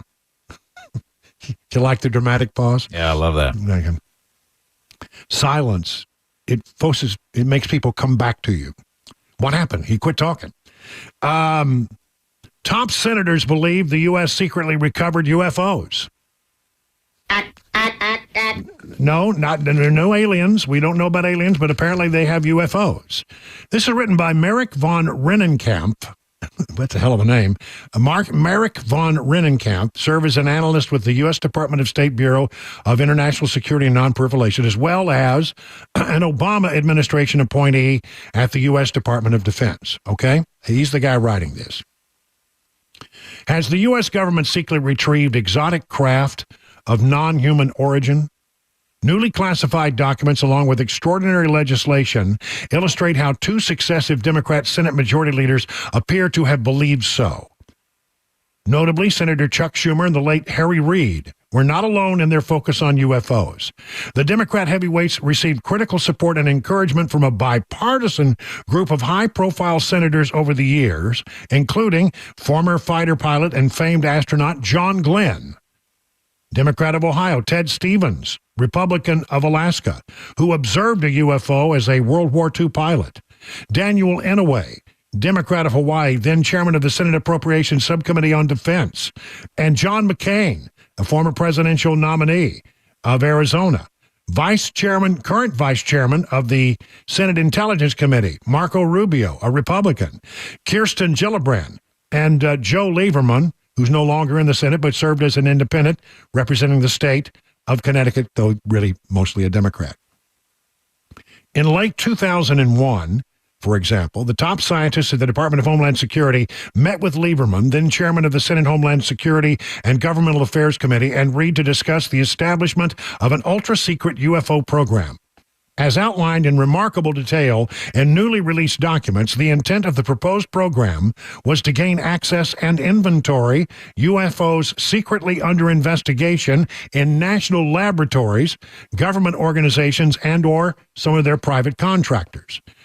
From there, the program would engage in laboratory experimentation and scientific investigation to foster technology exploitation of the recovered materials. In short, Reid and Lieberman were advocating with some sense of urgency for the establishment of a formal UFO reverse engineering program. Startling as it may be, the notion that shadowy elements of the U.S. government or defense contractors secretly possess retrieved UFOs is treated as a fact, not a potential fact. It is a fact in these documents. Even though the Department of Homeland Security's top scientist was advocating for the establishment of the UFO program and the very serious science involved in it, department leadership ultimately quashed the proposal in 2011. More recently, Schumer and a bipartisan group of 5 other senators introduced extraordinary legislation alleging the existence of surreptitious legacy programs that retrieve and seek to reverse engineer UFOs of non-human origin. In eyebrow-raising comments on the Senate floor, Schumer said the government, quote, has gathered a great deal of information about UFOs over many decades, but refused to share it with the American people. Critically, according to Schumer, multiple credible sources have alleged that elements of the U.S. government have withheld UFO-related information from Congress illegally.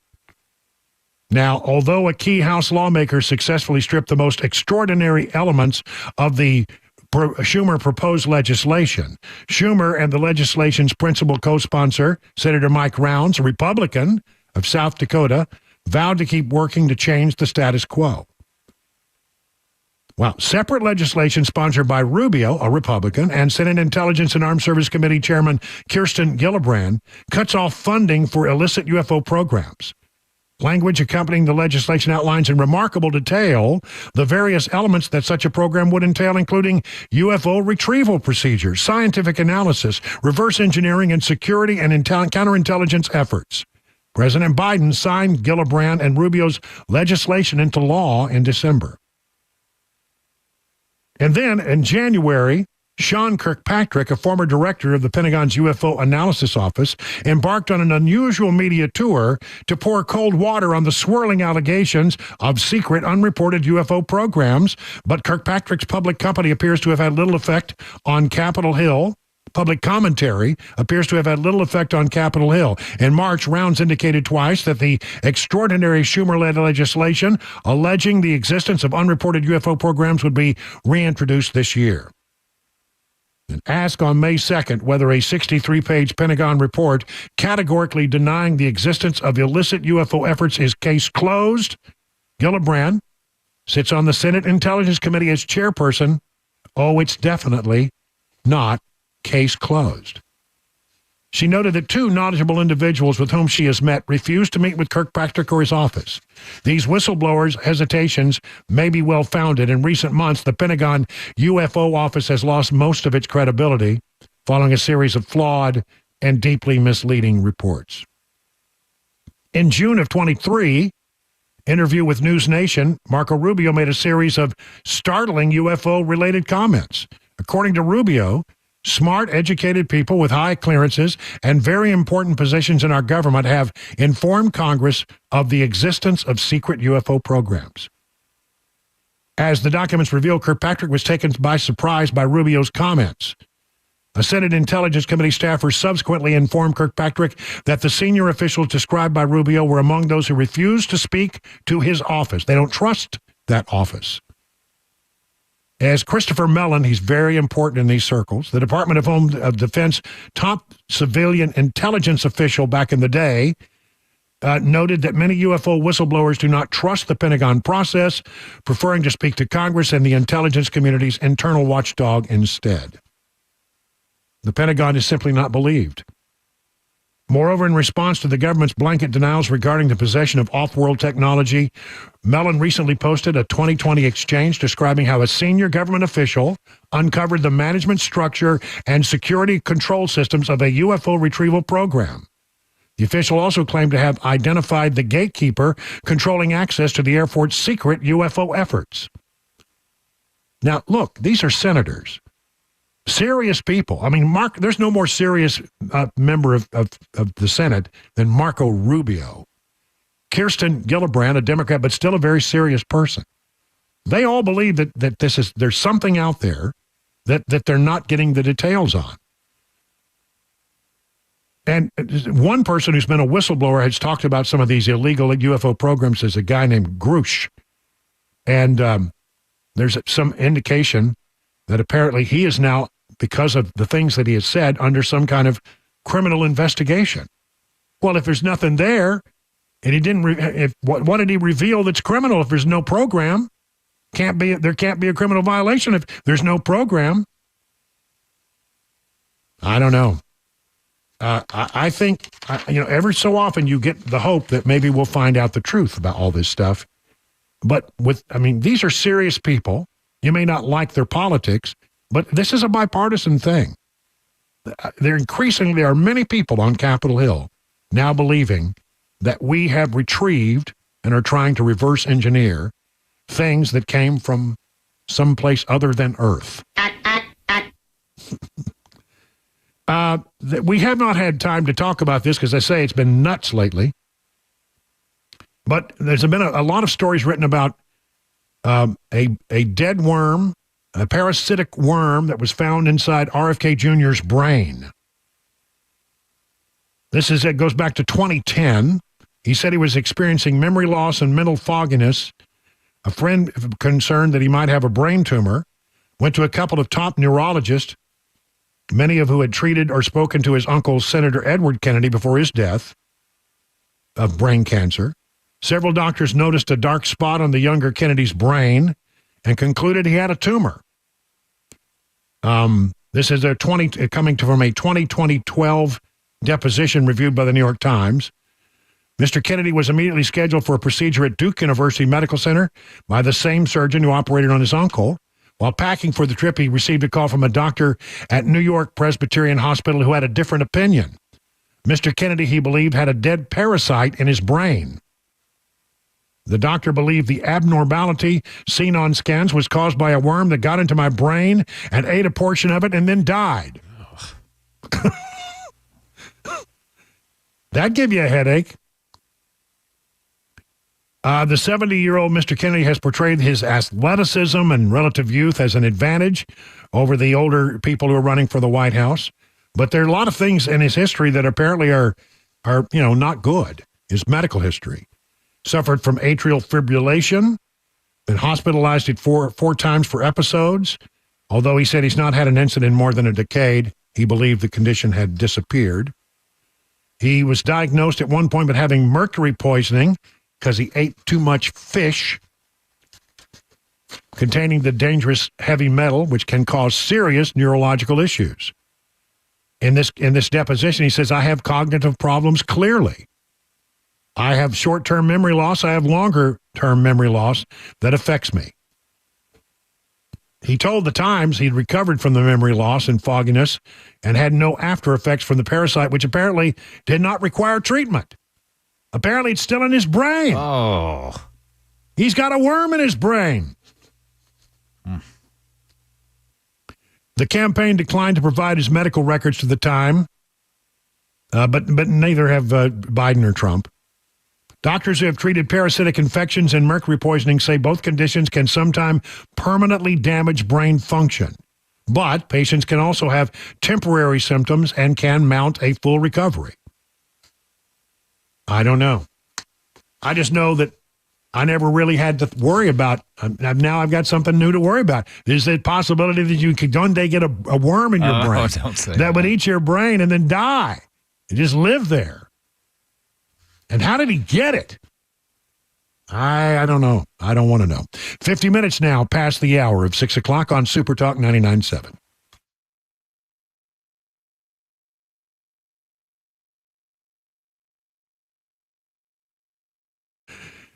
You know, the chairman of the Federal Reserve has said that we are on an unsustainable fiscal path. You know that they're not going to pay off the $34 trillion debt anytime soon.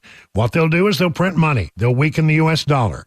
Maybe you need to think about a different kind of investment to protect you from all of that. Maybe you've thought about adding gold or other precious metals to your portfolio, but feel like you don't have the knowledge you need to make a smart decision. Well, that's the way I felt, but I got the professional guidance I needed at Nashville Gold & Coin. I mean, you've heard people talk about the gold standard. When it comes to finding an investment that protects you from runaway inflation, gold is the gold standard. It's a tried and true store of value consistent across generations. You make an appointment, you sit down one-on-one with my friends at Nashville Gold & Coin. They'll answer your questions and help you make a precious metals investment that is right for you. It's friendly, you'll learn a lot, you'll never be subjected to a high-pressure sales pitch. Gold and silver can be a safe haven in uncertain economic times, and my friends at Nashville Gold & Coin are standing by to answer your questions about the precious metals market. Set up that one-on-one appointment. Just go to NashvilleGoldandCoin.com. That's NashvilleGoldandCoin.com. Hey, it's Dan Mandis, and I am so glad that California Closets has fixed my closet catastrophe. After exact measuring and planning, they came over and got to work. Yeah, once it was all plotted out on their 3D CAD system, the pieces are measured, cut, and precisely installed into my space. It was clean, fast, and professional, and above all, my new closets look and function great. Now, this was my dormer, and now this is my new dormer thanks to California Closets. Look at all of this added space for shirts and shoes, you name it, and it is cut so precisely, simply amazing. And my old closet that has now been reborn as the ultimate in style and functionality, making the best use of the space that I had. They can work on just about anything: bedrooms, garages, home offices, closets, pantries, and so much more. Find them online, CaliforniaClosets.com, and see what they can do for you. You can schedule a free design consultation. Mention my name, CaliforniaClosets.com.